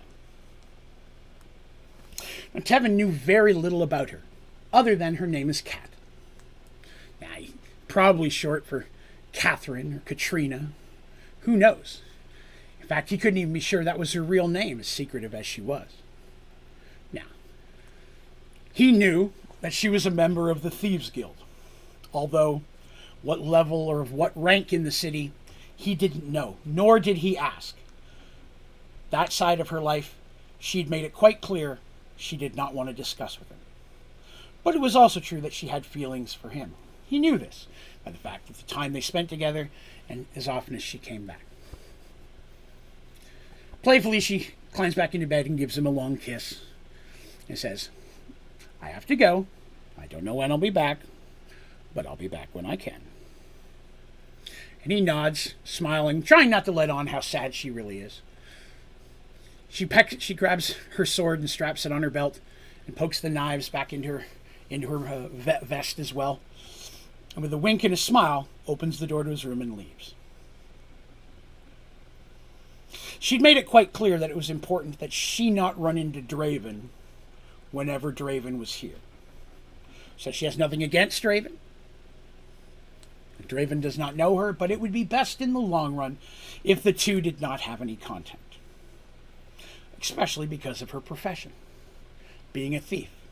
And being a member of the Thieves Guild, the last thing she wanted was to be interrogated by a member of the family of the Holy Cleric. Though Tevin assured her Draven would never be that type of person. She was still being very cautious. She had many secrets. But she did care for him, and he cared for her, and he hoped that maybe one day he could find a way to convince her to give up that life and settle down kind of thing, although he didn't have a whole lot of hope. He took what he could get. He stands up and walks into the common room and restokes the fire, get the flame back going again, still remembering her being there. He sits down in the chair and starts going back to sewing the leather pouch he was making as a gift for one of the orphans at the temple. His thoughts can only be of the young lady Cat, and wondering when he will get to see her again.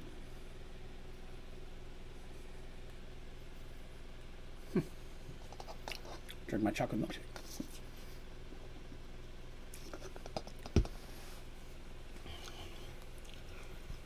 But that's all I have about that for today. So let's swing on back to our main character, shall we? The next morning comes along, and still slightly sore, Darsh rolls himself out of bed and proceeds to gather up all of his stuff and pack up. Even as he first woke up, he could look out the window of his room and see that the caravan had arrived. The caravan was considerably larger than they expected. Willem himself said he didn't know exactly how big it would be, only that it would be, at least multiple wagons. There had to be at least 14 wagons up there. So there's quite a bit of materials traveling from a southwestern kingdom or settlement to be traded or sold at Star's Reach. They get themselves a bite to eat, and it's not long before Willem shows up and begins chatting them up, saying what was going on, they'll be leaving soon. They pack their stuff, get their horses ready, pay their tab, and joining up with the caravan, continue on. The caravan's been running day and night. Most of it, stopping to rest only as little as possible, as needed, but over the next few days, potentially having to go even harder, because this is where things get dangerous. From here on is where the drow make themselves a nuisance, if you will. Secretly, our friends actually hoped that the drow would pop up.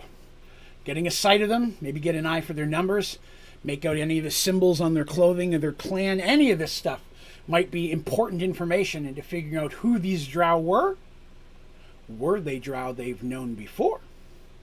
And what type of threat they may be bringing with them. At the same time, if the drow don't show up, people might not get hurt. So it's kind of a 50-50 either way. They're given a position relatively mid-caravan. Willem does have at least another 8 to 10 other people working in his group, and the caravan has some of its own personal guard that have been traveling with it up to this point. So for a caravan this size, it's actually quite exceptionally well protected. Darsh and Mercy especially can only nod approvingly at the materials and the weapons that everyone's carrying, the protection of the wagons. Most of the wagons, while are carrying goods, several of them are both where people could fire arrows or crossbows from inside. They got bolt holes or arrow slits, if you don't know what that is. It's a slit inside of a wall. You find it in castles and in wagons that someone can shoot out of, but it's a lot harder to shoot into from a distance. So it's harder for you to hit me, but it's easier for me to hit you. Offers me some protection. You got to be a pretty good deadeye to shoot right through that slit that's this wide, kind of thing. So the caravan begins rolling, and they get going. And they travel for days without any issues. The entire trip is supposed to take 6 days? 6 days. It's supposed to take 6 days at the pace that they are going. Now, as they travel, they have a lot of opportunity to speak with Willem, both individually and together. And Willem is more than happy to chat with them. He's a very friendly person, and it's one of the first things they learn is that he's lived in this area his entire life. In fact, he's never really traveled outside of this region. He originally was a city guard, was paid well, and he worked in there. And then he found that, one day there was a good amount of money being offered for people to protect a caravan, and he kind of left the guard, took that on. He wants some extra cash, and found out it was a much more preferable life. Paid better, he gets to work his own schedule, take on the caravans he wants. Ones he doesn't want, he can let go. And he started doing it more and more and made a good business out of it until he got other people working for him. It was good money for years, but then the drow showed up. And to be honest, it got even more valuable, money-wise. His services became more in need, although he genuinely gives the feeling like, well, I like the extra money. Don't get me wrong, I'm making a lot of money off this. It's not easy work, especially with the drow out there. And a lot of people, even friends and people that have worked for him in the past, have lost their lives to other attacks. Because a lot of the people that he worked under him may have taken a job on another caravan. They don't all work under his specific employees. They're more like contractors, if you would. But because of his name and experience, it's easy for him to line up a job and then just find people to help fill it, much like he did with Darshan. In the beginning, when the drow showed up, it was easy money. Just hearing that there were drow in the area, people started offering more money to be protected in the same places in the same way as before. For months, it was not a problem at all. Never saw hide nor hair of a drow. Not a single threat. Heck, he was starting to doubt they were even out there.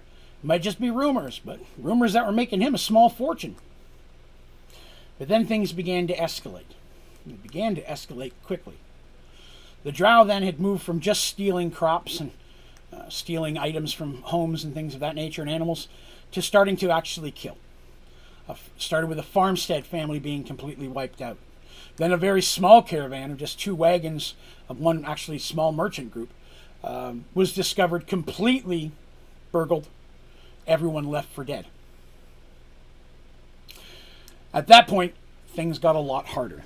Granted, the money being offered to him sometimes was enough to make him a small lord himself. A lot less people started, wanted to take those jobs as more and more caravans started losing people, and caravans as a whole started getting lost.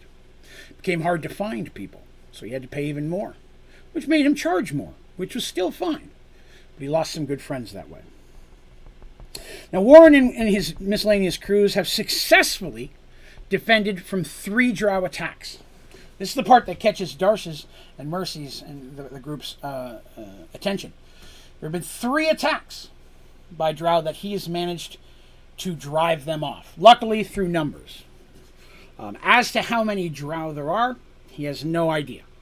In fact, he's never really seen one. The drow always start with ranged attacks, bows and crossbows, shooting, firing at the group. If they do enough damage, then normally they'll come in on melee. Let me phrase it. He has seen them, I'm sorry. As the drow come in, they usually do ranged attack. They only come in if they're going to be successful.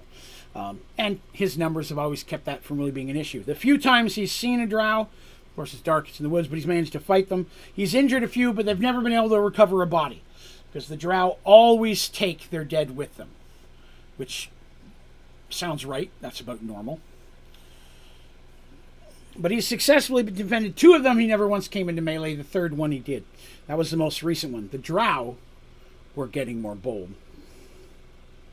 In each of these situations, there were several common things. First came the crossbow bolts and arrows.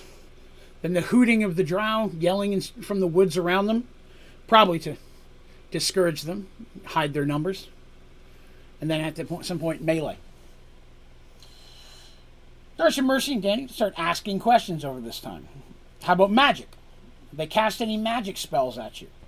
He says, no. At least none in the ones that I've been involved with. So he's never seen a female with them, and he's never seen any magic being used. So it could just be a group of males, because historically, females are the clerics in that society. Although males can very often go into the wizards and so on and so forth. Females can do whatever they want, but males becoming a cleric is very rare.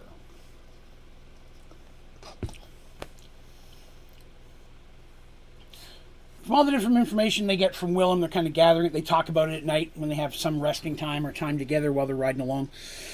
Chatting, they talk about it. It sounds typical and atypical. Some of the things that they're hearing, yes, that's how drow work from their own experience. And of all of them, Dandy's the most knowledgeable. She spent quite a bit of time studying and researching and reaching out through contacts to find out as much as she could about drow. But these ones, some of the things they're doing are off-kilter. Drow are normally silent attackers.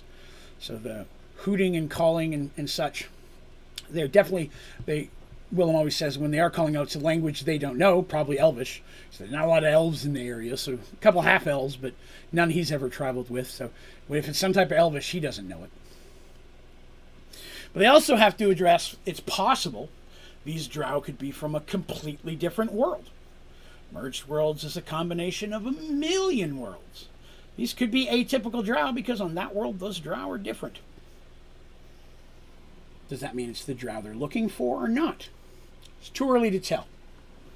Too early to tell. Whatever the case is, they're still hurting innocent people. They're attacking people in this town and the town needs help. Our heroes continue on their way to assist them. It's on the fourth night of travel, 2 days out from Star's Reach, when they are attacked. Willem had prepared them, of course, for the signs and things that caravan protectors in this area have come to learn might be an attack. It's a cloudy night, not a lot of starlight, things of that nature. And most of the things they were looking for did not match this night. Because it's drow that they were watching for. But it was 2 hill giants that found them. Willem is as shocked as everyone else as the 2 huge creatures come tumbling into the caravan. It wasn't late. The night was still going. They were still traveling along. They hadn't settled for the night.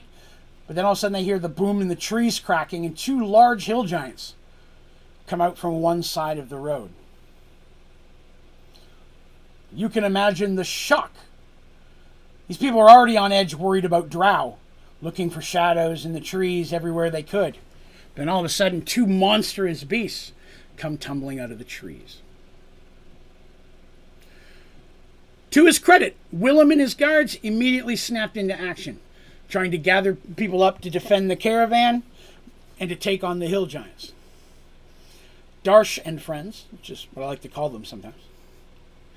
Darsh and friends, they knew their jobs were traveling, but in a fight like this, they knew they were a little bit probably better suited than their allies, and immediately rode in to attack.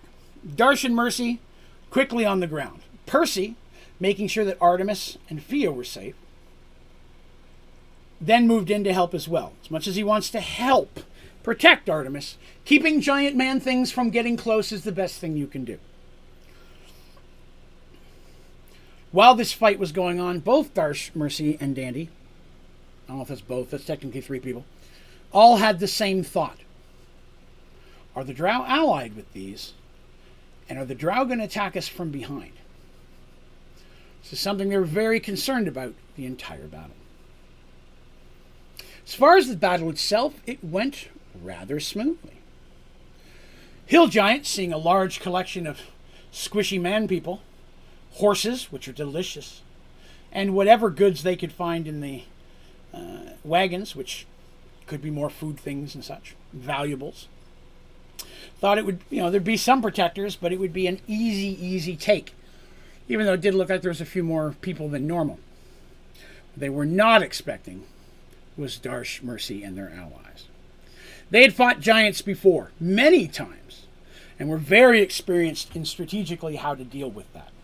Once again, Dandy immediately starts going for her ranged attacks, looking for an opportunity to try to get behind. What good is it going to be for Dandy to get behind one of these things? That's always the question I get asked. It is a hill giant, barely as high as his shin, the bottom of his shin.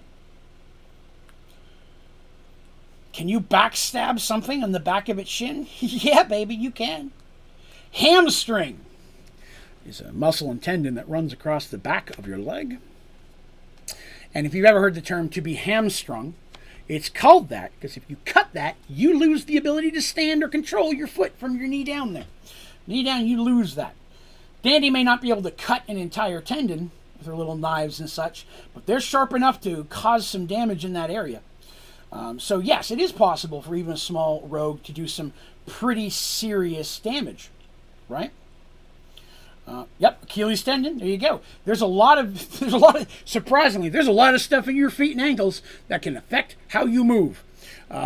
Your whole body's weighted on those two little legs of yours. So, you cut some serious stuff in there. So Dandy looks for those opportunities. Granted, her blades aren't that large. She uses knives. So it would be hard for her to cut through a very deep cut. A warrior definitely could do serious damage should they get back there. But they're watching for that, right? They're not seeing little Dandy sneak up in there. Several of the guards, of course, helping them and such. They had the assistance, but Darsh and Mercy do the lion's share of the damage. Darsh, again, specifically. At one point, nearly cutting one of the legs off at the knee himself, just with his sword. Early on in the fight, he drops his shield, gets knocked away from him, blocking the huge club of the giant as it swung by. Not enough to normally hurt him, but his arm's still a little sore from before because it had so much damage. So his arm just wasn't able to hold on to the shield as well as it normally could. So he starts using his weapon in a two-handed format, which, again, some weapons are available in one-handed and two-handed. And if you use it with two-handed, you can feasibly do more damage because you can put more strength into the cut and cut differently. But it does eliminate the ability to have something in your other hand like a shield. In many of the players' handbooks and the guides, if you pull up a weapon, right? Pull up a weapon, and you find, I think it's bastard sword, I believe it is. You'll find one-handed bastard sword, two-handed bastard sword. It's basically the same sword. It's how the style you use to fight it. Darsh can do both. So he switches to two-handed style, and he gets a lot of strength behind that. He just doesn't have the defense because he doesn't have his shield now. But he about cuts a leg completely off himself at the knee on one of them. And when it falls to the ground, many of the other guards, including Percy, rush up and just start pummeling and stabbing it. It doesn't take very long. Mercy and Dandy are attacking the other one, along with several of the other guards. And this one has Willem with them as well. And it's, again, as I mentioned, it's Dandy that does the surprise attack. She manages to get behind it. They're fighting the thing up front, and all of a sudden, wham, out of the shadows, Dandy comes zipping out behind the thing and just starts slash attacking at the back of its ankles, back of one of its feet. The damage is very, very quick. She's just in there dual-wielding daggers at this point. And boy, does it catch its attention. It loses its balance and also falls. Well, not all the way down. It's enough to let Mercy and her other allies to start hitting the squishier bits. You know what I mean? I mean, if I come up to your knee or groin, I got some areas I can swing at. You fall to your knees, now I can hit chest, neck, and maybe even your face. That's a lot more area of important stuff I can do damage to. So getting the legs knocked out of something tall, very important. Darko says the Hoth attack, you get the rope and wrap it around it. I've seen it done. It has been done before, trip lines and such, when you have time to set up a ambush on them all the time. These guys have done stuff like that a lot. But when they get attacked, it's a little bit harder. But a good idea, though, completely. One second. So, the battle goes relatively seamlessly. Darsh takes a few hits. One of the guards gets squished pretty good, but enough so that Artemis is able to heal him enough that he'll be able to live, although he's going to be in some pain for a while.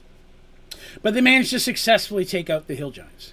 When it's done, the caravan is legitimately cheering, like, wow, we just knocked out 2 hill giants. And you can imagine Willem is standing there looking at hill giants, and his eyes are just dollar signs. Like, when this caravan gets there, and Willem and crew took out 2 hill giants to protect it, there's not a caravan in the world that's not going to come to him first. So he's overwhelmingly appreciative, because he can look at, he's looking at Darsh, Mercy, and friends and be like, these guys did the lion's share of that work. Darsh is just savage, and shockingly, what Dandy was able to do was horrendous. These people work well. Fia got some spells shot in as well, of course, and Percy did some stuff, but our 3 main heroes do the lion's share, right? And then Artemis saving the life of one of the other guards, one of his other men that's got squished. That's also a huge bonus, because he never really has a healer with him. Most of them don't sign on for this kind of job.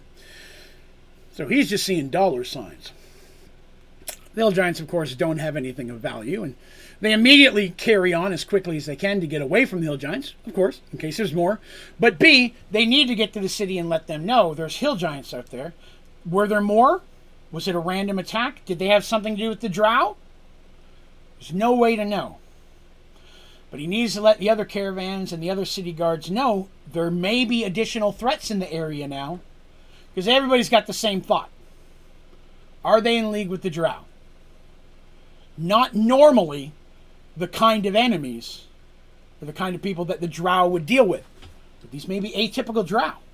Could be from a different world, and their society might be a little bit different.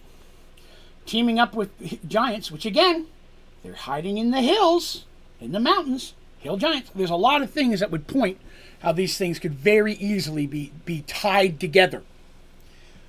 And our heroes are thinking the same thing. They're able to push on the next 2 days and successfully make it to Star's Reach without any other attacks or problems. Due to Artemis's continuous help, the other guard that was injured is going to make a full recovery.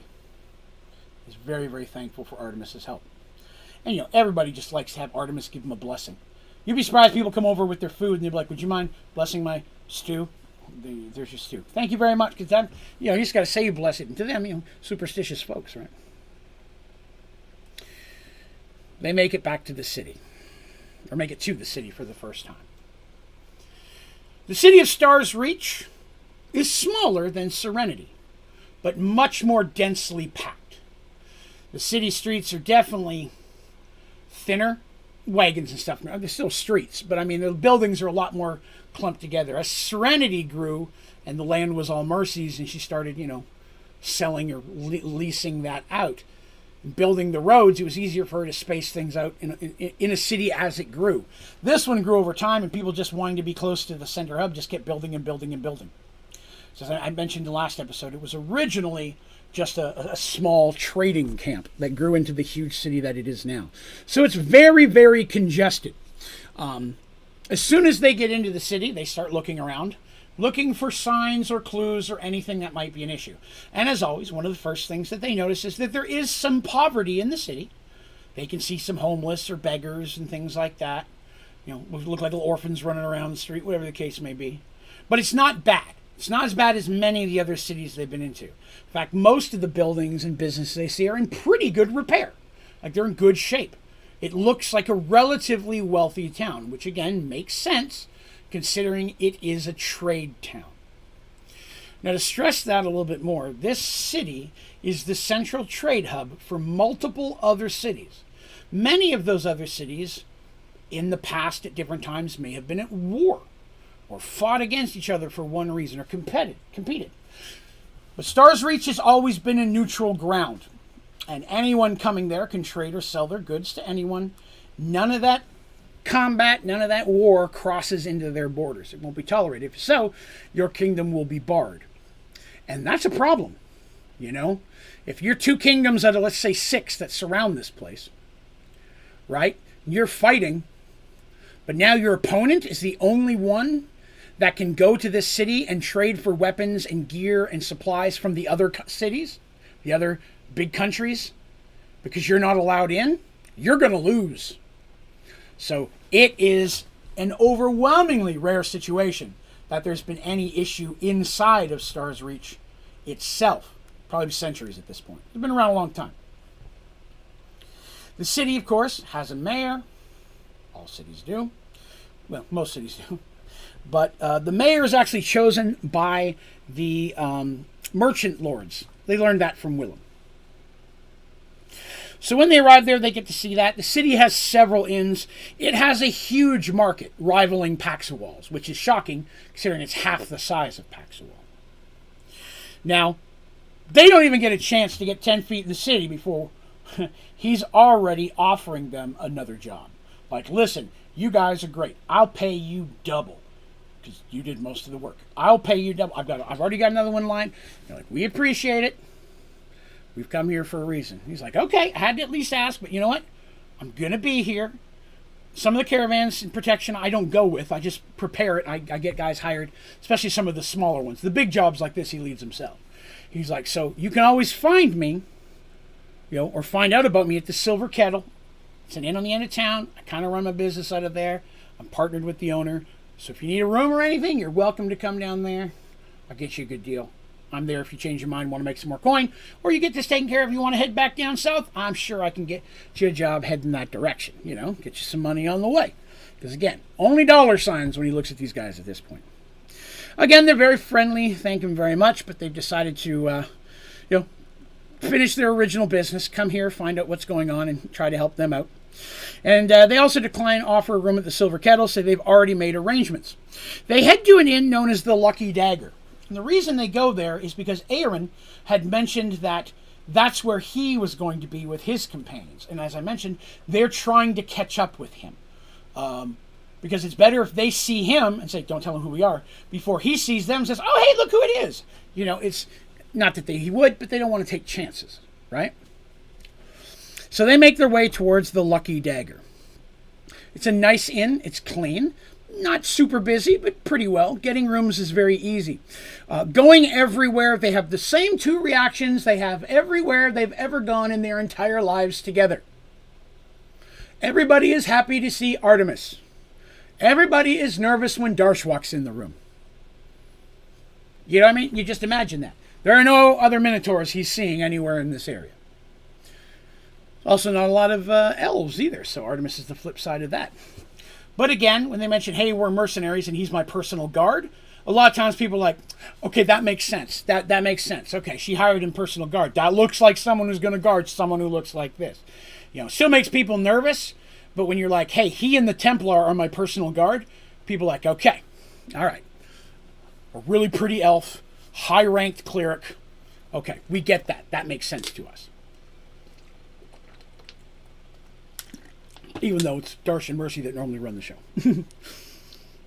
So they go there and they get themselves a couple of rooms.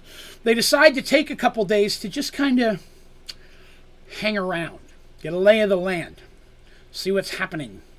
Find out what they can find out before they directly start going and looking for work. But first thing they do is they try to see if anyone's seen Aaron. Now the innkeeper here, and the people they talk to in the inn, says no one matching his description has come into the city. At least not that they've come through this inn, but there are several other inns. Although this is the one that Dandy said he would be going to, that he told Dandy he'd be going to. And they don't recognize him at all from his description. But that's also not unusual. He said he'd never been that far. He'd only heard that there was work and that some of his allies had made arrangements to meet him up there. So we're like, okay, well, maybe we beat him, is the good hope. Bad hope is something happened to him on the way. Maybe he came through that area where the big harvester was before they did and weren't so lucky. Maybe he ran afoul of the drow or anything else. Or maybe he just got diverted. I mean, Lord knows if he's traveling through a town and he hears about an undead attack somewhere, he will go there first. He'll be like, yeah, these people have drow problems. This is undead. That's what I do. He will switch his target and then catch up after the case. So it's possible he just got delayed from something like that. Because on Mergedworlds, sadly, undead issues are far, far more common than they were before the merge. Something to think about. So they're hanging out. No one's seen them. They do take that day after they get their rooms and such. They go ahead and stable their horses. The inn itself doesn't have a stable, but there's one not far away that stables horses. They pay to leave them there while they're there. Have them be taken care of. They pay for a week of everything. Week of rooms, because I don't know how long they're going to be here, but paying for a week is a good deal. People like that. Oh, good, you're going to be here for a while. I can count on your money. And you're going to pay up front? Hell yeah. Welcome to my place.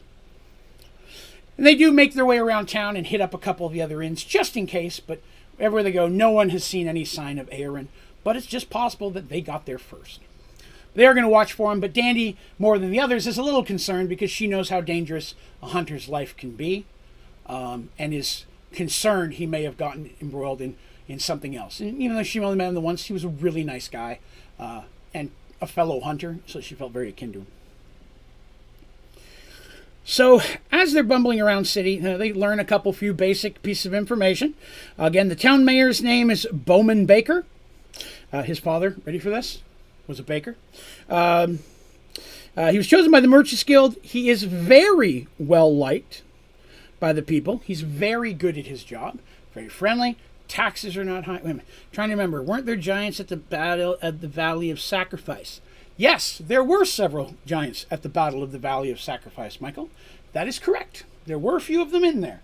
Because if you'll remember, there was at least one or two of them that they had to fight when they were looking for the stones, when they found where Zarin, remember Zarin had had taken over some of the remains of that army and was living in those woods to the north, which is south of Serenity. They came into a clearing where they had to fight hill giants there as well. So yes, there were giants at the Battle of the Valley of Sacrifice. Great question and great memory. Buffy's here, and she's very pleased at you. I got you, sweetie. But yes, Mayor Bowman, very well liked. Again, sees that people are treated fairly. There's no real issue with taxes because, again, city makes a lot of money. They don't have to tax much. The merchant guilds, which are really, like very many places, what runs the place, does so benevolently. Like, there's no real animosity between them or anything of that nature. It just goes along very, very well. But Bowman is liked, even though he was chosen by the Merchants Guild. The people really like him, and he's been mayor since before the merge. Are you okay, Buffy? I can't read the story when you're walking on the book. They also can tell very quickly that the city is very well guarded. There are a lot of guards. Not an unusual amount of guards. Not like an army's worth. But there's obviously no shortage of them. And the description that they heard sounds very accurate.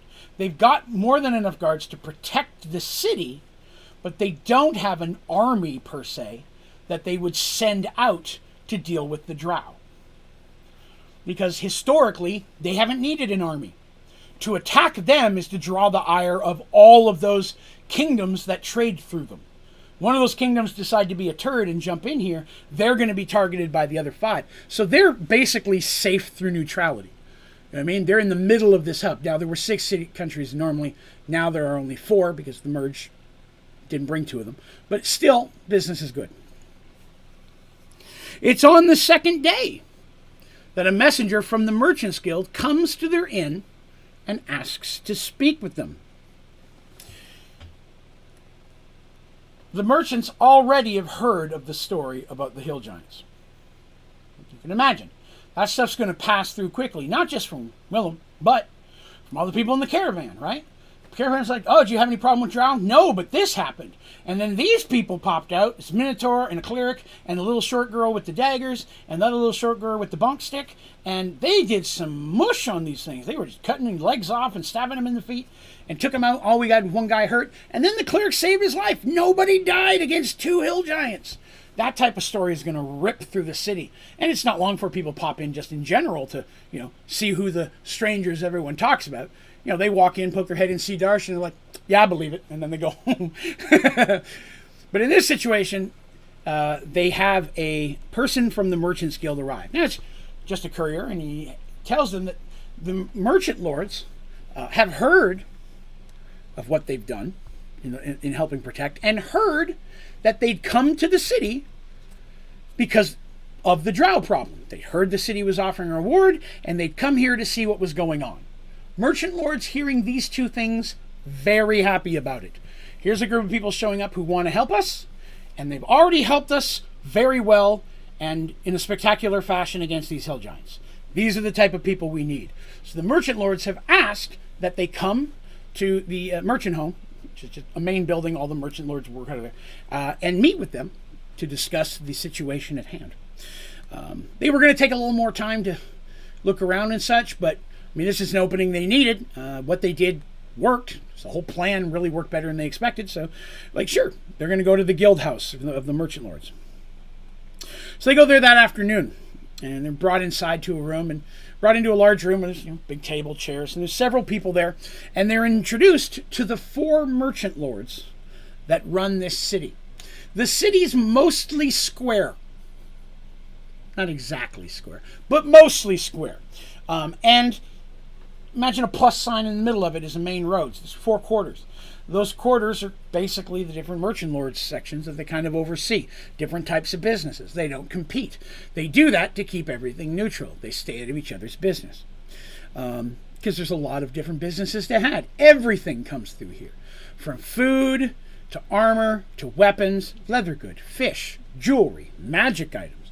Anything you can think of comes to this place for resale. Plenty of pie for everybody. But they're introduced to the four merchant lords.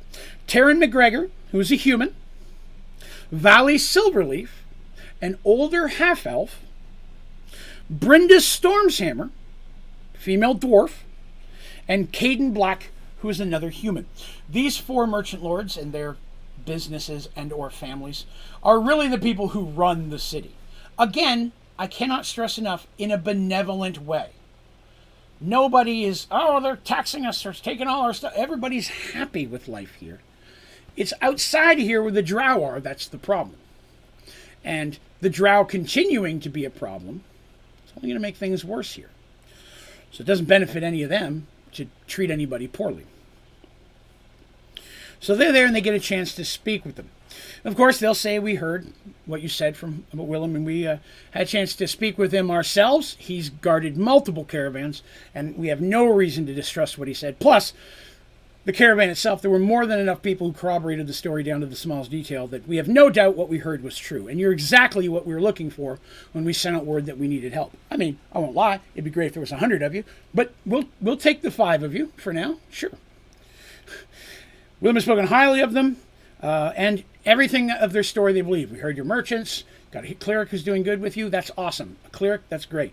They do mention that several other groups, merchants and thing, had come through here previously and have attempted to help. Some failed, some turned down the job immediately once they learned exactly what was entailed with it and how much work it was going to be, and some went to deal with the drow themselves and never came back. Of course, they asked the question.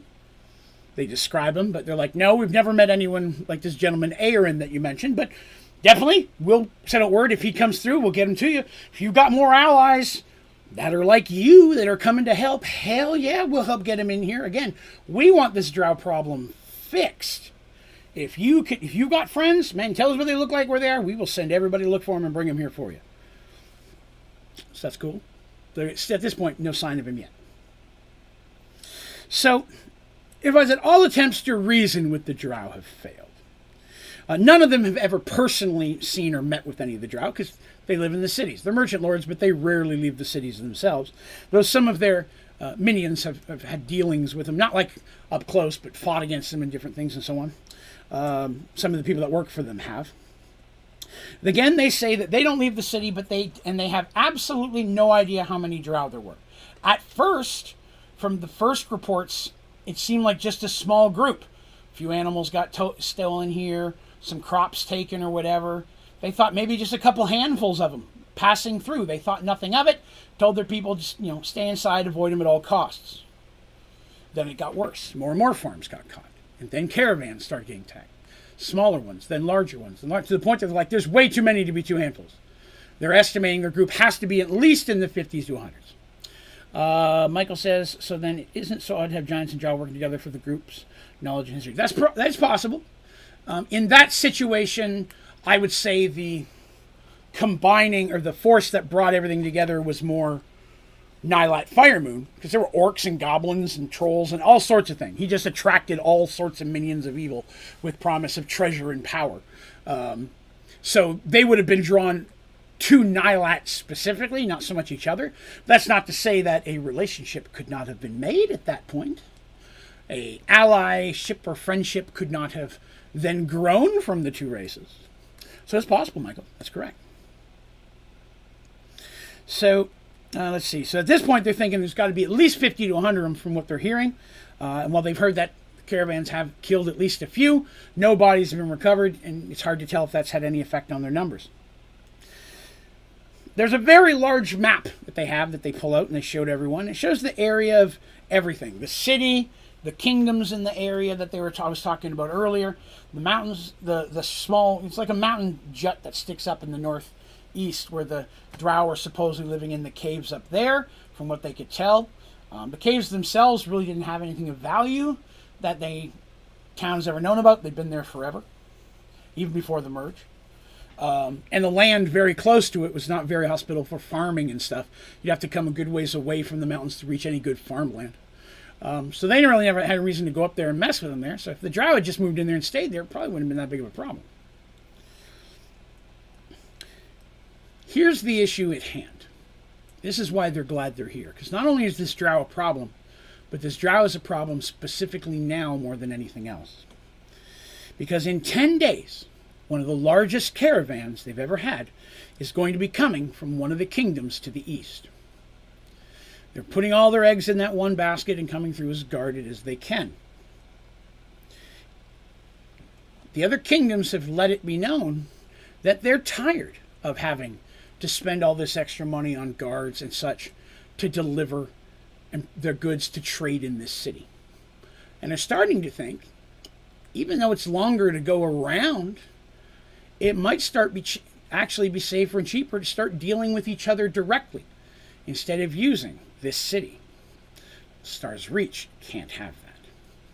If this caravan is attacked, more importantly, if it effectively gets sacked, they're going to lose trade with that kingdom. And if one kingdom drops trade, it won't be long before the others do as well, which opens them up to two problems. One, complete lack of income, because all their jobs is on trading. And two, they're no longer protected through neutrality anymore. They're just another place that's pretty wealthy in between a bunch of other places. So it is imperative that this caravan make it to Star's Reach successfully. Even better if they have no problems. But even if they are attacked, they have to successfully make it here with their goods in a way that shows we're taking care of this. So Star's Reach is handling the security. Willem did not get that contract. But they are handling the security. The merchant lords themselves are putting all their eggs in this one basket to prove that they can still make this a safe place. If they can deal with the drow before those 10 days are up, the better chance they have of maintaining their active and normal neutrality business. They offer them a huge sum of money. Not compared to how much money they already have, but to their cover story, to a group of merchants and such coming through, they're being offered a small fortune. And I mean a fortune. Like enough to have gotten Serenity started or Darsh to start building his island. They're offering a lot of money. So it's a little odd that that's that big of a prize, and there aren't more people here trying to get it. But at the same time, they didn't know how much was being offered until they got here. And this big caravan issue they're just being told about seems to be a relatively new development. And they've been traveling for a month and a half, 2 months at this point to get here. So it's possible that the price has gone up since they started this journey. So the Drak, as I said, are to the east, just a smidge north. So it's more likely that that's the side that's going to get attacked. That's the side the caravan's coming from. And it's the side that's had the most issues. So that's where they're worried about. Now, they offer him a bunch of money, and of course our heroes accept it. They're like, well, yeah, we'll see what we can do. Let's see, John Biden, thank you for the Sky Factory series. I wish you success. Thank you very much. No way, bud. I appreciate that. Thank you for coming by. Thank you. They, talking about such, the party goes, yeah, we'll take it for that price. We got basically 10 days before the caravan comes into these lands where they'll be in danger. So that gives them basically 10 days to deal with this drow issue. It's not a lot of time, to be honest. And if it is a considerable force of drow, it might be more than they can deal with. But what they're thinking is, if that's the case, they do have different types of allies, and even if they could find out where the drow are and could bring a considerable force, Willem and his guards or something, they might be able to do something to save this caravan and this city's problem. Or at least do enough damage to drive the drow back underground. So they agreed to accept that. They're given some information. Freedom of the city. Told of several different people that might be able to help them. Specifically, there's a half-elf named Quent Titanfoe, who has a small business in the city, who is the only person to survive one of the drow attacks. And he might be able to help shine a light on kind of what their situation is as well. So they thank them for that, and they say that, they'll keep up with the merchant guilds, let them know what we find out, but odds are they'll have to leave the city within the next day or so if they are going to go and try to actually find the drow or deal with them in that regard. The merchants offer to provide them with pretty much any supply they need. Basically, go to these certain stores, tell them what you need, and it'll be given. They're going to do that a little bit because they have to maintain their cover story. At this point, no one's given any hints that they know who they really are. But they don't need much because they don't need it, and they don't want to take money and stuff from people they don't need. So they are now hired on to find these drow, and they have 10 days to deal with this drow threat before the Eastern Caravan comes through the land. And if they haven't, this city may be in much more danger than it has been for many centuries. But that is where we're going to end for today. We are right at 10:30, and the time worked out really, really well. I want to apologize for those of you who may have been looking for last 2 weeks ago's episode. I went to check it today. I submitted it. For some reason, it never loaded to iTunes and Spotify. I apologize. I did not know that it didn't load for some reason. I just found that out right before this stream started. So I will have that done tomorrow. I'll try to get this one up there both at the same time. So I apologize if you're waiting for that on iTunes or Spotify. I didn't know it wasn't there. I'll get it up as quickly as I can. But again, thank you all very much for coming by and listening to my story today. I appreciate it. Hope you enjoyed it. Again, I know there's a lot of prep stuff going on, but I'm hoping you enjoy where the story goes. Hopefully, some of the new little nuggets of things that popped out, that would be kind of interesting. Hopefully, you'll like that. But yeah, hopefully, you guys had a good time. So the next episode of Mergeworlds will be 2 weeks from today. Next Thursday will be Behind the Dice, where we're going to be talking about magic items and artifacts of Mergeworlds, discussing some of how the magic item artifacts I've created work, as well as some of the magic items and artifacts that I have that I've never actually talked about in the story, because they only had them for a small period of time, or I've never given to anyone yet. I got a book of magic items and artifacts I've created I've yet to use in the story, but I've got them for when I do.